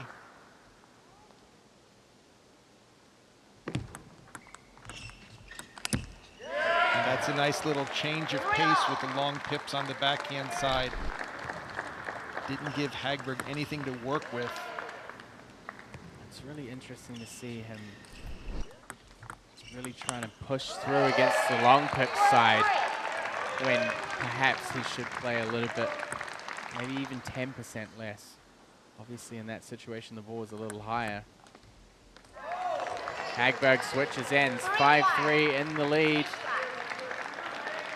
in this third singles match. Of course, we have one more singles match coming up between Jiwei Xia and Olajide Omatayo for the golden game. Meaning that any team could still be leading into the golden game. If Hagberg brings this within 2. The firepower that Hagberg is bringing to game 3 is impressive.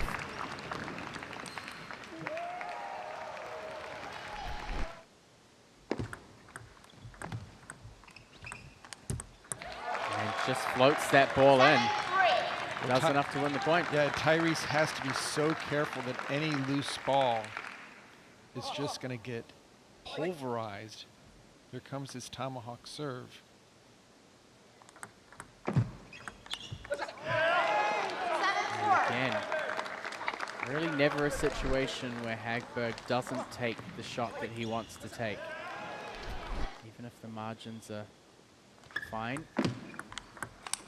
And that was an aggressive long pip return and then quickly getting his forehand into play.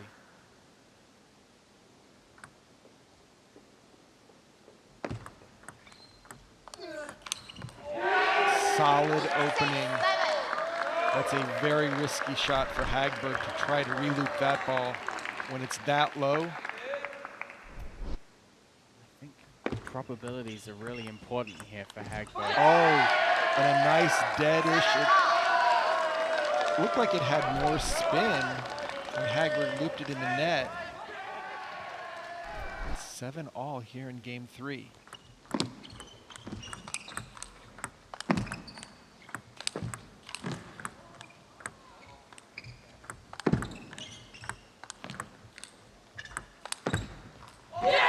Tyrese Knight with a huge celebration. He comes back and takes the lead. That's the highest level I've seen Tyrese Knight play the entire season. Just staying on offense, almost sending Hagberg into being a chopper himself. Hagberg finds that gap down the backhand side again. Tyrese trying to use the long pips backhand to do something a little bit different on the serve return. Tyrese really upping his game right now, taking more chances.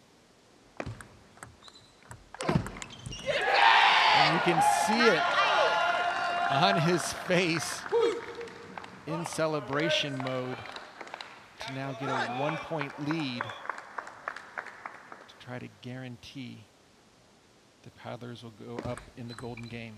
And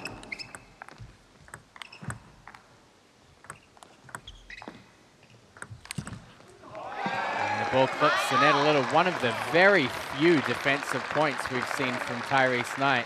And Hagberg, super patient.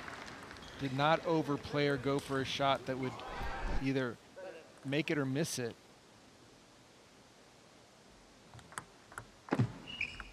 Oh, back clips edge. the back edge. Back edge. That ball was floating along, then all of a sudden it just dropped in.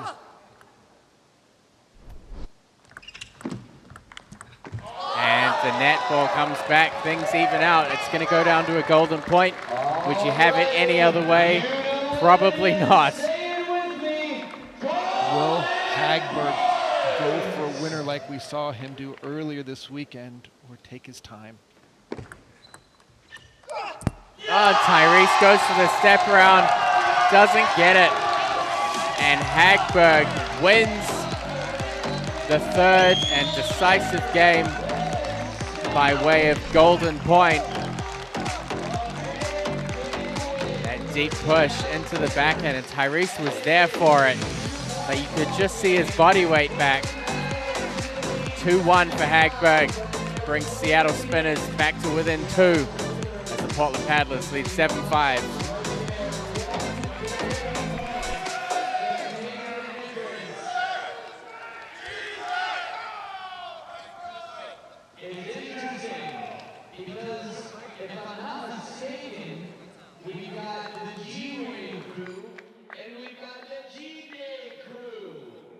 Is that right? I'll introduce to you briefly our players coming up for the 4th singles match. He's a fighter, he's a warrior, he comes from China and has been strong. Well, we'll have a chance to talk to the victorious player, Johan. I'm sure being up here for the interview was driving you there in the end. We've seen plenty of ups and downs with you across this weekend. Yeah. Usually, you know, you're the player that always goes for the big shots. You're always looking for those opportunities. And we saw, especially in the start of the third game, you really, really hit your stride. How important has it been for you to focus on rebuilding your confidence? I mean, we're used to seeing that player that was there starting the third game. Yeah. So yeah, it's been tough this week, not only necessarily for me in singularity, but also team-wise. So it's more so it's like it's a real confidence breaker when you lose 2 matches in a row. I haven't had that happen so far. So it's more like a mental game. And the problem is I have struggles when I lead, and then I drop it a lot of times when I was leading 7-3. But those first 2 points in the third set, I'm not going to complain, were pretty nice, felt pretty good. And I was like, I wonder if Matt is going to talk about it, because I know I will, you know. So, but jokes aside, yeah, it's all jokes aside, it's been tough. But I just figured, I really just wanna win, because I hate losing more than anything, and it really sucks and it hurts.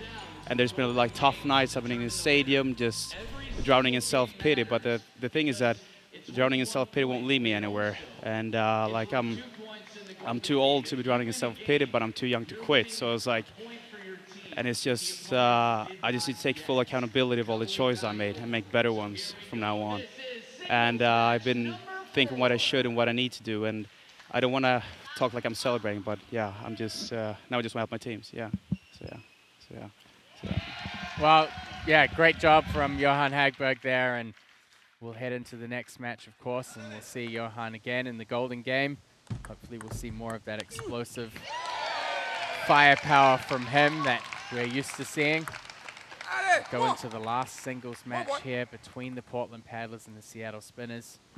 Jiwei Xia, the more control spin, controlling player, coming up against one of the most powerful players in the league, Lajide Omatayo, former African Games gold medalist, and also formerly ranked top 100 in the world. The power that Omatayo brings really negates some of the consistency and the keep it on the table of Jiwei Xia. Jiwei's going to have to take some chances, otherwise he's just going to be a battering ram for Omatayo. You can just see the power on every shot.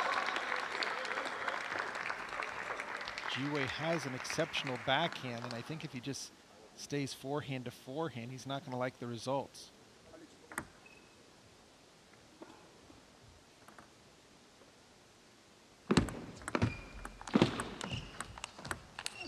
There's the backhand. When they played in Portland, it was such a battle. Omatayo laying out flat on some of the game points. Yeah. Jiwei never played better, and now you see some offensive prowess by Jiwei. I mean, Jiwei knows his track record of picking up at least one game in singles. And if he can do that, Portland Paddlers will be guaranteed the lead going into the golden game. Oh, we've seen some incredible rallies, especially today. These two going toe-to-toe with the forehand counter loops. Yeah, they're just, eventually, they get so wide on that where they're going backhand to backhand with their forehands. And Ji-Wei does an excellent job of dropping the serve just so that Omatayo doesn't get a chance to play an easy forehand.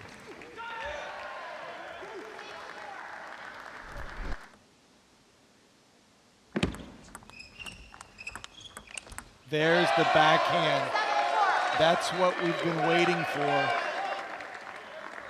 That backhand down the line is so effective. We've seen him block it, but this time now, adding topspin.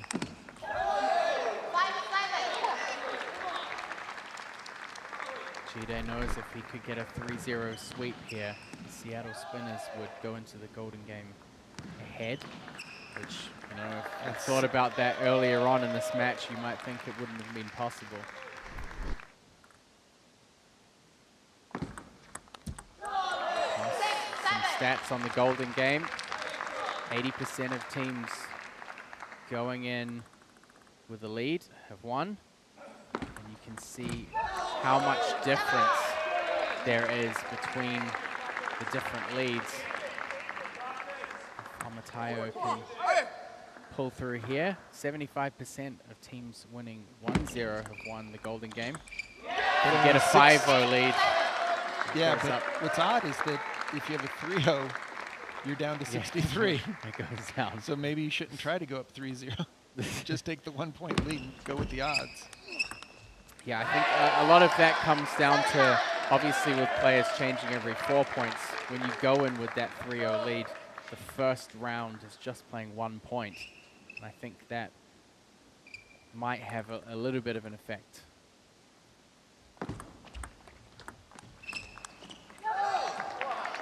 Ji-Wei fighting as hard as he can to land that opening loop and to stay on the offensive side of the net.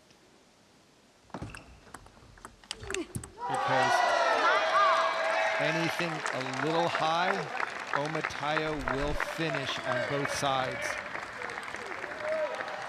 No difficulty snapping through that backhand or forehand on the loose high balls. Ji-Wei with the serve.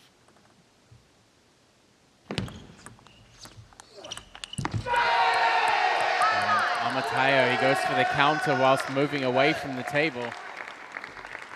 I think Ji-Wei just is saying to himself that he's playing the percentages. If I can get that first loop in, move it around, Omatayo's going to have to make a really big shot to score.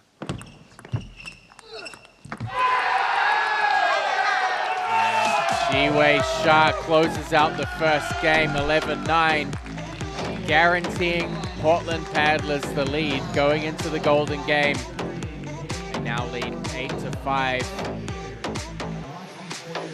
See if Olajide can come back in the next 2 games and try and minimize the impact of that golden game lead for the Seattle Spinners.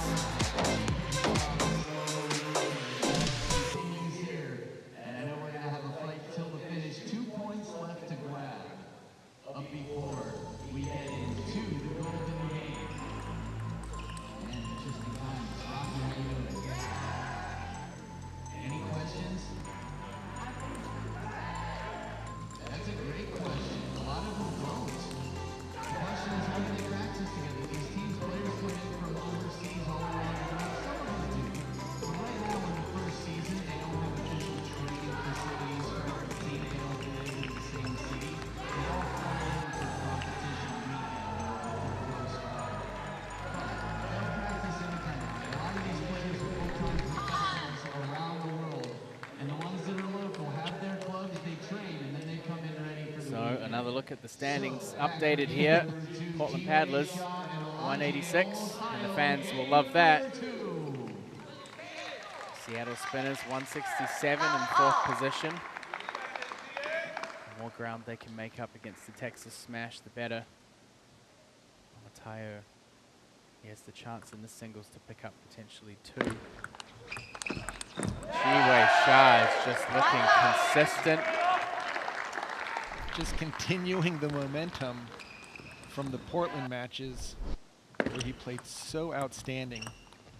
Sitting out Friday night, but then coming back Saturday and Sunday to the delight of the fans, which have made their way up here to Everett to help the Paddlers fight for a spot in the playoffs. Good power from Matayo. You can see Lajide trying to keep the ball short. Other players like Kasahara, they've talked about Jiwei's short game being a strength. You almost wonder if he should play out long or half long. There's the half long. That's what Kasahara did to Jiwei with those not half long but full long serves to take away the drop shot. And you can hear Omotaya saying, "Let's go, boy." He's got a 2 or 3 point lead. Those shots get even stronger.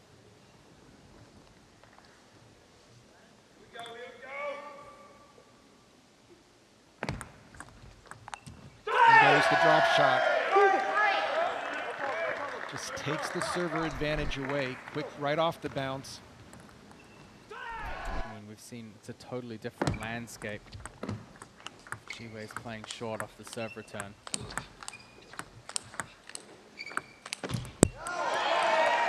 Jiwei's got to make sure when he steps around that he keeps moving forward. He's going to lose a lot of power if he just starts going sideways. He's trying to create such a wide angle, now trailing by 2, but with the serve.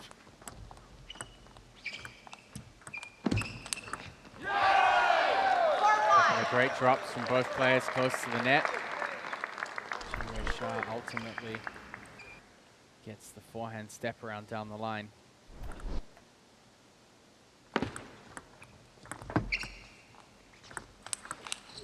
This time it's Jiwei who plays long against the short ball. Comes in with a big counter, ties things up now at 5 points each. And just really drives the softer opening.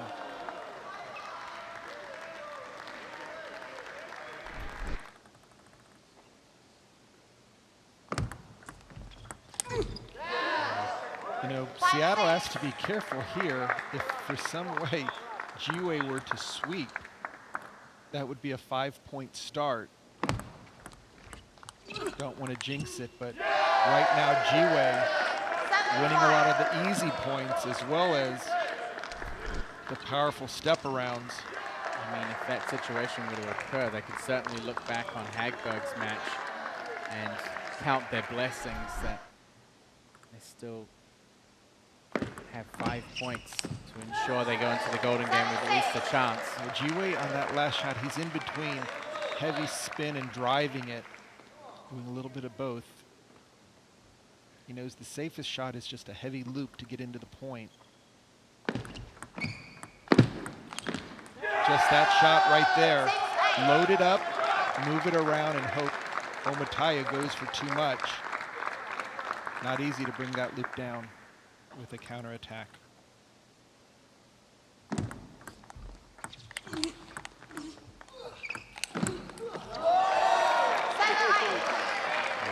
Power we're used to seeing from the Nigerian.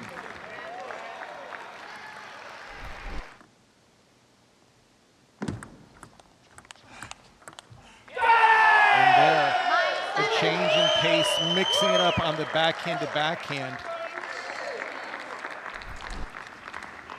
Yes, so much noise from the audience in support of Portland here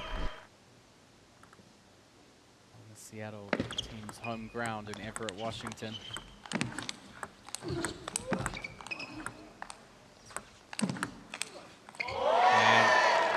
Omotaya just slowing things down. But Ji-Wei went for it that time. We've seen him so often try to snake around and get his forehand in on those counterattacks. He's got to have the confidence to use the backhand. It's a great weapon of his. And once again, so solid with that opening loop.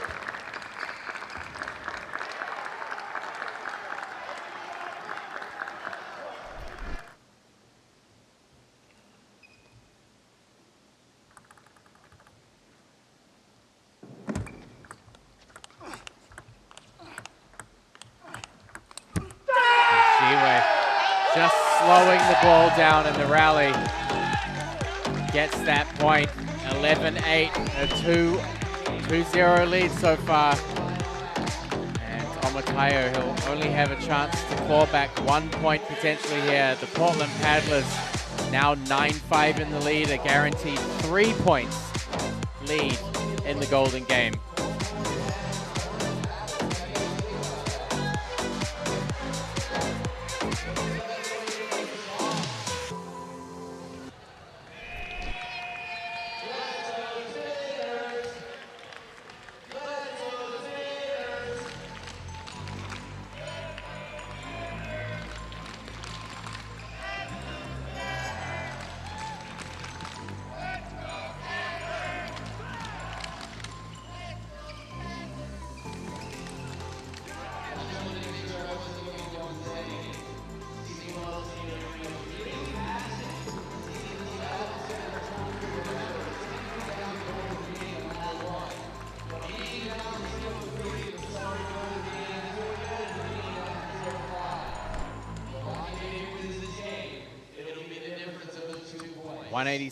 Portland Paddlers. They can get much closer to Bay Area Blasters if they win the Golden Game. Won't be able to match them, but can certainly get significantly closer.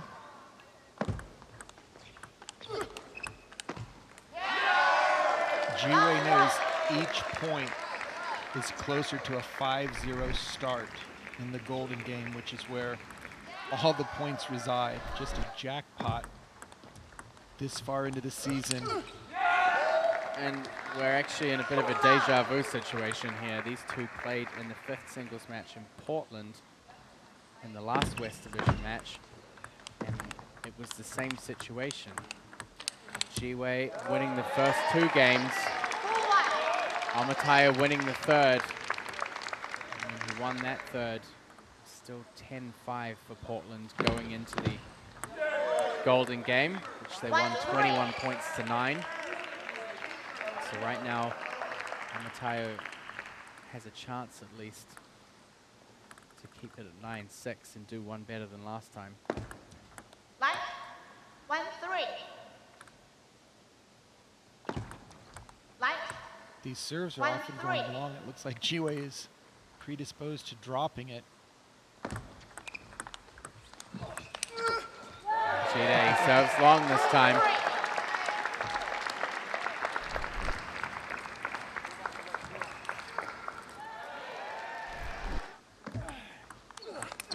And that's what Ji-Wei has lived on, just one heavy spin, moving it around and forcing Omatayo to go for a big shot.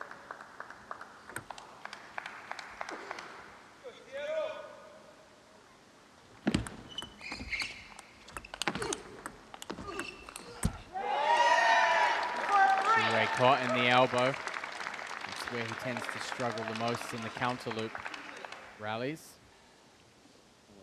Still up by 1. And a very aggressive serve. Players switch over 5-3. Ji-Wei in the lead. Had the amazing support of Snohomish County Sports Commission and the city of Everett, Washington, in this wonderful Angel of the Winds events arena. Had an outstanding weekend, exciting matches, a great crowd in to support the Seattle Spinners on home ground. And a lot of that thanks to the marketing support from those 2 organizations. treated the players royally, and they really appreciate it, as well as the fans, to see Major League Table Tennis up close and personal. And that time, Omatayo getting the better of the G-Way opening with a nice block out to the forehand. Ties things up at 5-5. Last time it was 11-2 for Omatayo in the third game, so maybe he knew something then. We'll see if he can find it again here, but seems like the service game from G-Way here in game 5 has just really set the table. A number of balls. Ooh. It's always uncomfortable to watch those. Fortunately, just the racket that was hit and not the hand, not the thumb. And they're going to check the racket, and it looks like he will be going probably to a backup racket because there is a big gash. That's correct. Yeah, that's a sizable so when a player hits slash the mark from the corner of the table. Racket, it's unplayable as deemed by the umpire. You see G-Way going straight to his racket case to grab his backup racket. Umpire is off to confer with. And I'm sure that G-Way would like to switch as well, however. So he's got himself covered with the spare or Already got his racket there, ready for inspection by the umpire. So what G-Way was doing was fighting to loop a ball that was going to bounce twice. Luckily, racket tipped down and caught the center of the paddle on the edge of the table versus racket tip up. Where you can catch your thumb. He's going to get one or two shots, and everything is fair and square. All players are strongly encouraged to have a backup racket, same combination. Just so if a situation like this occurs, you just go right into match play without having to get used to any difference, and the new racket works well. Yeah, and of course credit to G-Way being totally familiar with the situation. He handed his racket into the umpire straight away, got back and grabbed his spare. And takes 2 points directly.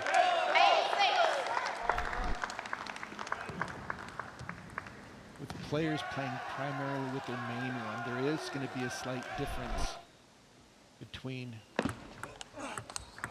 what they use. And now 3 in a row. Well, I think that backup racket might become his main after this.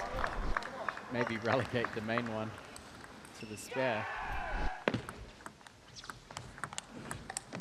Oh, almost ran that one down.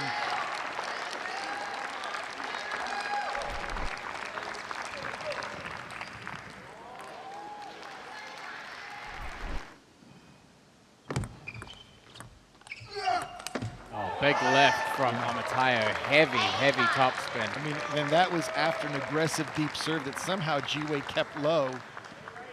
Omatayo just brought all the topspin. Trailing by 1, 8-9. What a counter. A perfect half-long serve from Olajide Omatayo. And G-Way instantly looked at the crowd of Portland fans and students who made their trek up here to support one person, G-Way Shah, the heart and soul of the paddlers.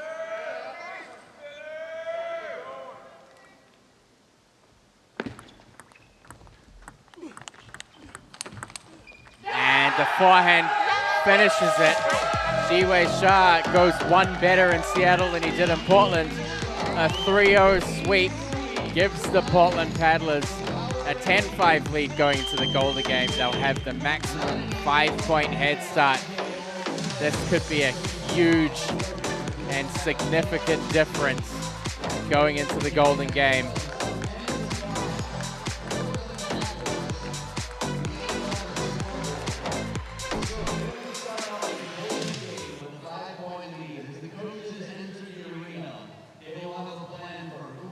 So we'll take a look back quickly before heading into the Golden Game at the singles and doubles matches that led to this 10-5 position for the Portland Paddlers. It started out with a gritty match between Nikhil Kumar and Cole. Saw the latter take 2 games Andrew Sau was on form today with the forehand, taking 2 out of 3 games over Jonathan McDonald. The doubles saw for the first time Cole and Rachel Sung overcoming Omatayo and Fabiola Diaz. They did it in 3 games. Johan Hagberg really had to dig deep in the sport singles, but came out on top by way of a golden point in the 3rd. And Jiwei Shah, what an effort to take all 3 games against Olajide Omatayo. 10-5, Portland Paddlers go in 5 up, and Flint Lane, commissioner of MLTT, will handle the Golden Game order down on center court. Okay, thank you, Adam. We have the Portland Paddlers are ahead 10-5. You'll be starting with a 5-point lead. Since you're behind, Coach, you'll pick first. Olajide. Olajide Omatayo is your number 1. Jiwei. Jiwei Shah is your number 1. Who's your number 2?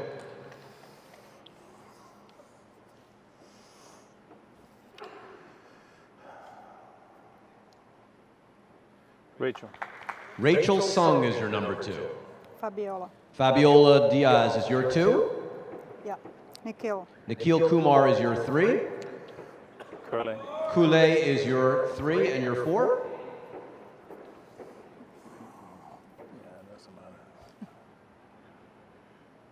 Jonathan. Jonathan McDonald is your 4. Andrew Tsao. Andrew Tsao is your 4, making Johan Hagberg your 5, making Tyrese Knight your 5. Good luck, coaches. All right. Thank you. Well, despite Coach Christian throwing Rachel Sung into the order early, the overall order remains the same. Obviously, Rachel facing off against Fabiola in the Golden Game. We'll start out with the match we finished with, Jiwei Shah and Olajide Omatayo. 2 ladies face off, Cole against Nikhil Kumar. McDonald getting a chance for some revenge against Andrew Sau, and the tightest singles match we've seen. Tyrese and Johan Hagberg going up against each other. How big did Jiwei just play to withstand Omatayo's strong forehand? It'll be 2 serves for Jiwei Shah, 6 serving a 0. Of course, with the 5-0 head start, these players will play just 3 points. A net edge. A net edge retrieved in the point 1 by Omatayo. What an effort. Getting not only the net back, but the edge, and then keeping the pressure on.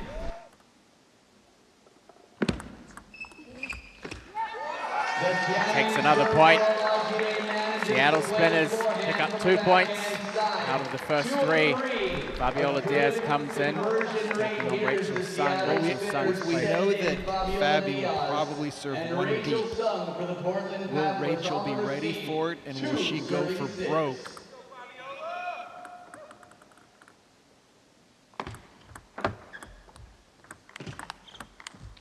And the pips backhand side from Fabiola.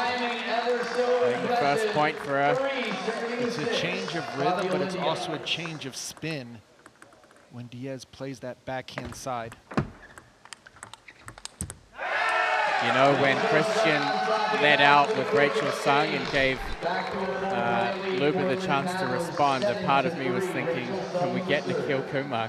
That would have been amazing. The matchup that she wants.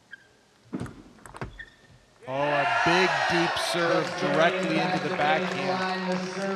These ladies will be back for a 2nd round of matches, which I'm going to say credit Christian if you think you have a big advantage in this combo. And there, Rachel Sung, 2 big points on her serve in order to create a 6-point lead. Nikhil Kumar out there running laps, trying to get himself pumped up here as he takes on Cole. Cole taking his time to come up to the table. Ball clips the net. Cole, a big celebration to take this first point. Portland is halfway home right now, 10-3. Oh, the opportunity was there. The backhand swat from Nikhil just rushed into that forehand. Cole with 2 serves, an opportunity to sweep. And he won't get it. Backhand down the line from Nikhil. How is Nikhil able to return those flip kills so effectively and low? I think the anticipation's a big factor. Cole with the redrop to the short forehand. A smart play from MLTT's #2 ranked player. McDonald. Portland fans are getting into a bit of old McDonald in the audience. It's a new one. Should be calling him young McDonald, I hope. And it's those easy points that Portland has really seized on. Loops off the edge of the paddle.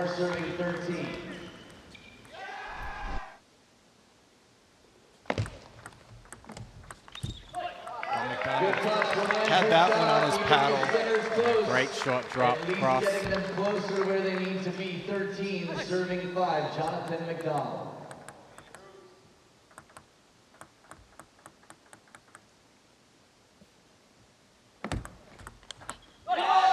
Backhand rip, gets the elbow out and gets the racket speed on the backhand. 13, serving 6.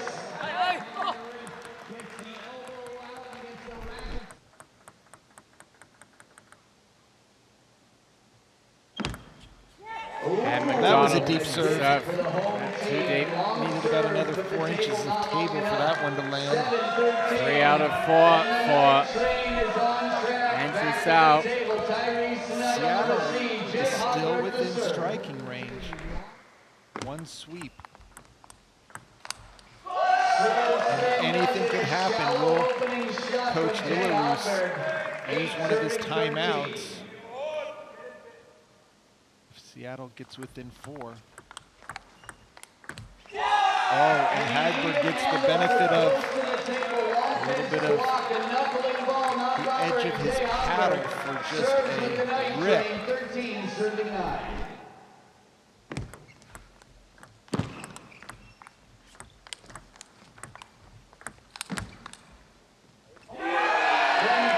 Tyrese, great job to get back on the offensive. Yeah. Worked the point really well. Both sides of the table here can defend and attack, but it's 14-9. Again, Seattle trying to break the 5-point start.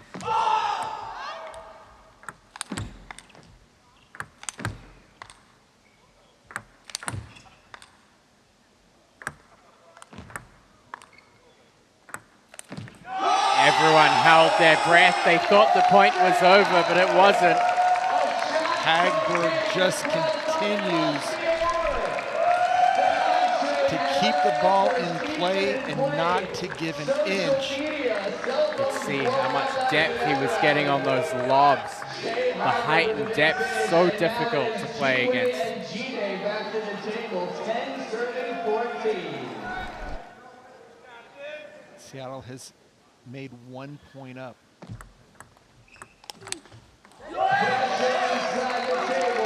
They close now to within 3. Christian is on the bench trying to get the attention of G-Wei for the timeout. All right, so let me see now. So you're serving. Who's serving? Who's serving? He's serving, right? He's serving. Okay, so he. It was a long way to go. And the best opportunity is short to turn. If the ball goes long, spinning, right? So no flip for now. And that's still the best way. Next thing is when you're serving, I would try. You've done 1 long serve, right? So 1 of the 2 could be long. The other one I think should be short side top, because he's been doing everything short. He's like risky on the flip. Right now. All right. So you got those plans? Between them, they are far from socially Never play aggressive on that one. Very specific instruction there from Coach Christian Lillarus. particularly around the upcoming serves from Jiwei. He wants him to put in at least one of the two Deep long serves serves. on his own. I mean, we've seen how effective that can be in the Golden Game.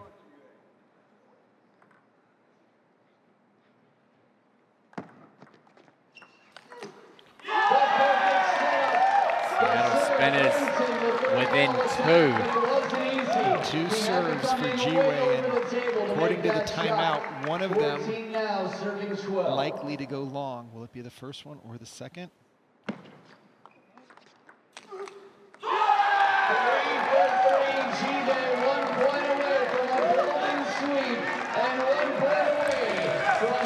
Tayo with the chance here to level this Golden Game up.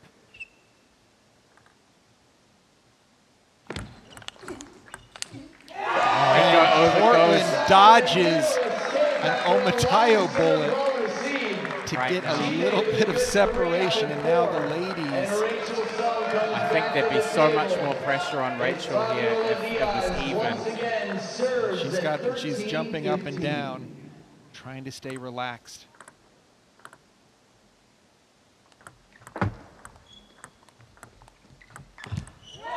She puts the ball in the bottom of the net. Fabiola gets the first point. Both players digging pushes back and forth. Second serve, and it's 14-15.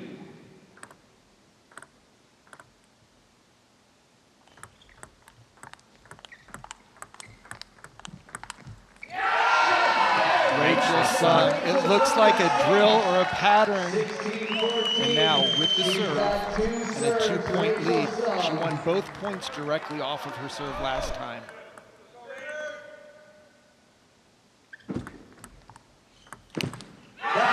Serve and attack from Rachel's son.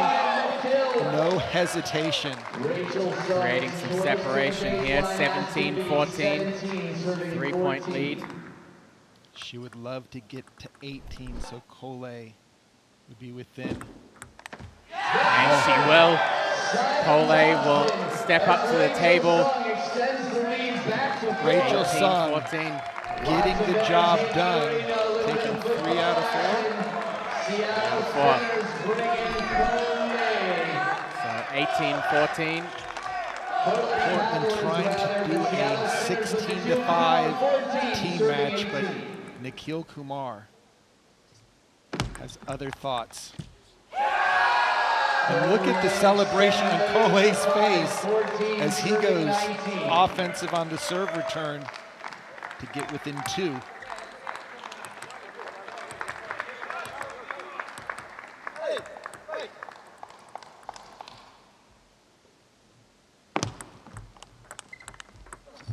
Nikhil just misses the contact. That ball was so deep it almost seemed like it landed on the white line, and match point for the paddlers.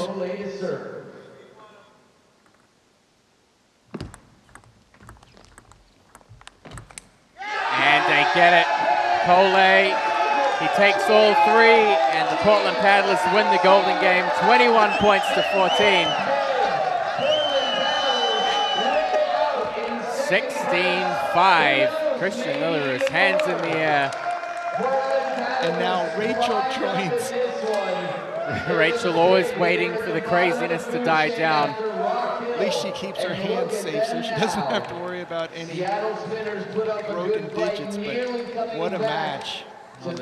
Battle of the Northwest. But in the end, the Portland Paddlers, the stronger team today. Well, the Seattle Spinners, they gave everything in that Golden Game. They came back to level things up after being down 5 points.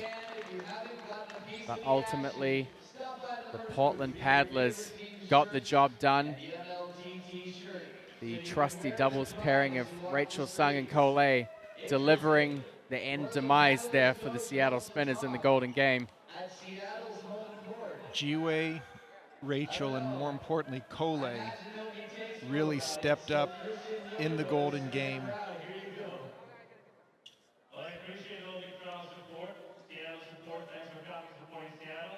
The small support from Portland. We love you. Thank you for coming all the way up here. Christian All right. Villeros addressing the audience there, saying thank you to the fans, not just from Seattle, but from, who's that for? Is that G-Way asking for autographs? Well, we're going to have a chat with the victorious coach, Christian. You took all 3 wins against all 3 teams this weekend. No better time for it. How do you feel right now, especially after that intense Golden game? It seems actually that this match was the toughest today. It's kind of surprising. On paper, Bay Area looks very good, Texas looks very good. And Seattle coming in with Nikhil a little bit sick, but again, he played very good. It's kind of the syndrome of being a little bit sick, maybe you play better. This was a very tough match for us, and it was a lot of drama. I mean, we were like 7-5 and then turning that, and G, we're taking it 3-0, big surprise. We're leading enormously in the Golden game, then we get back to tight. Yeah. I mean, it was like so much drama. It was like, we're trying to make some extra money for the TV or something. So, Christian, one thing we have noticed is in the last 2 weekends, the team has prepared really well together. What do you have on your agenda going into Wichita so you can keep this amazing momentum? No, we have definitely changed our preparation. So if you remember, we have had a kind of a different road in the MLTT in general. That after the first 2 weekends, we're leading, okay? Then we go to 4th place. And I don't know where we are right now. We might be second. I think we're second right now after this, second. Probably. And we have had 2 fantastic weekends in a row. And what we have changed is that we have learned, actually, interesting enough, from Texas. So Texas was the one that started shaky in the first beginning, getting better and better and better because of their training before the weekends. And we're learning from them. We're not training before the weekends. And we did that both these times. The benefit for these 2 weekends, because we could have done it last weekend, we were in Portland. We prepared in Portland, prepared in Portland again, driving up to Seattle. Wichita is a tough one. We don't know how we're going to be prepared before. It's going to be way more expensive, but that's the idea, is to prepare before, because we get extra. I have a time to work with the players a little bit, and we get better camaraderie in the team. So that's kind of what was the difference in preparation for these 2 weekends that we're going. And we're interesting enough, we're 5 wins in a row. So we lost 10 in a row. Now we're 5 in a row. So if we win, the Final 4, which of course we should, then it'll be 10 in a row. Well, it just goes to show that anything can happen in Major League Table Tennis, and yes. You would have seen just now you're in 2nd place there by a little bit of a breathing room margin. Obviously, Kansas is going to be really important for you guys, and hopefully you do get that chance to get in some good preparation, because what we've seen this weekend has been really fantastic. So well done to you, Christian, and of course to your team. Yeah, and I want to say I want to do a shout out to Curley too. So I felt I haven't talked enough about him. He's like such a cornerstone for the team, and he's been playing very solid. And I think he lost like 1 game in doubles and 1 game in singles this weekend. It's like amazing. And I think he only lost like 7 games in the whole league.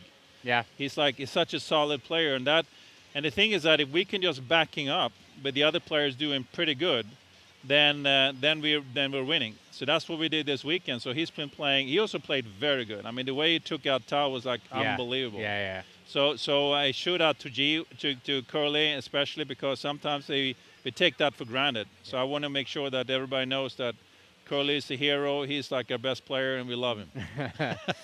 Well, a great shout out, that's for sure. Congratulations, Christian. And I guess Sean will see you in Kansas. I'll be watching from at home. All right. Okay. Thank you so much.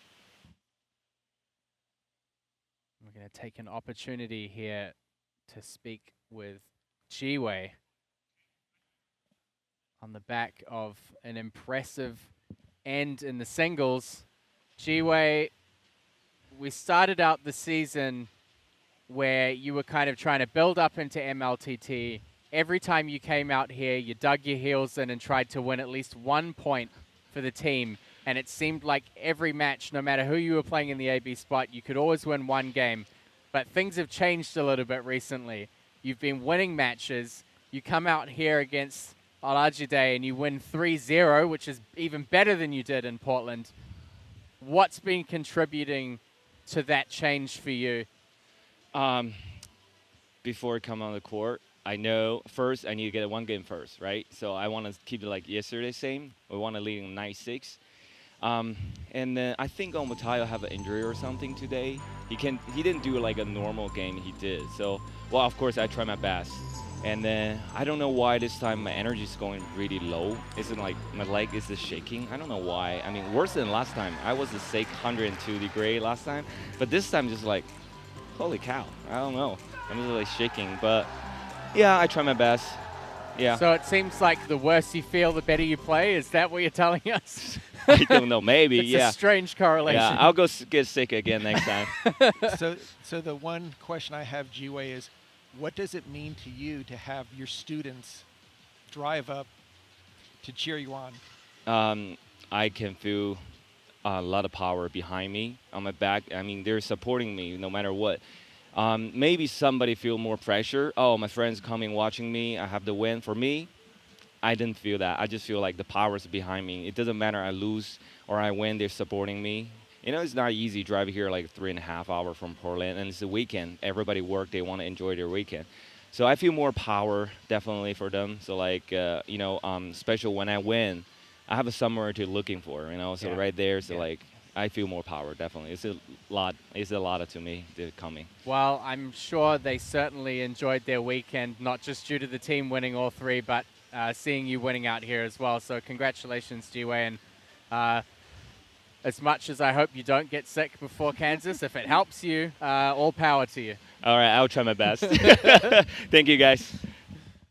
What an outstanding weekend for the Portland Paddlers. They move up into second place by 11 points over the Texas Smash. They're within 5 points of the Bay Area Blasters, and things are shaping up for the top two teams here after this weekend. Unfortunately, we've talked a number of occasions about, well, we don't want to call it a jinx, but teams that have played on their home turf have really struggled, from Santa Cruz to the Chicago matches, Florida, Katy, Texas. The Texas Smash struggled. And, of course, the Seattle Spinners not really hitting the ground running here from their first match. We saw them pick up more and more energy throughout, but just wasn't enough to get them the points that they needed. And they're in a tough position here. And that's going to head into, of course, the last West Division match in Wichita, Kansas in the first weekend of April. Before that, we'll have the last East Division match in Lawrenceville, New Jersey, March 15 to 17, very close to the Princeton Club. That's going to be a home match for the Princeton Revolution. And the top two teams will cross over for the championship weekend, end of April in Chicago, Illinois. Sean, as a Portland aficionado, give us the final wrap-up on that performance. Well, I mean, just to take 3 this weekend, I think they had the benefit of some very good matchups. Their team fairly healthy, everyone bringing their A game. I really think that Rachel Sung gets a special MVP award for doing things with that backhand alone. It just really kept, and Tyrese, great fight. Just really excellent teamwork by Coach Christian Lillaroos. And of course, Ji-Wei, what an amazing play this weekend. Indeed. So we have two teams in position going into Kansas. Will they be able to keep their top 2 spots? You'll find out in the beginning of April. From me and Sean, thanks for joining us.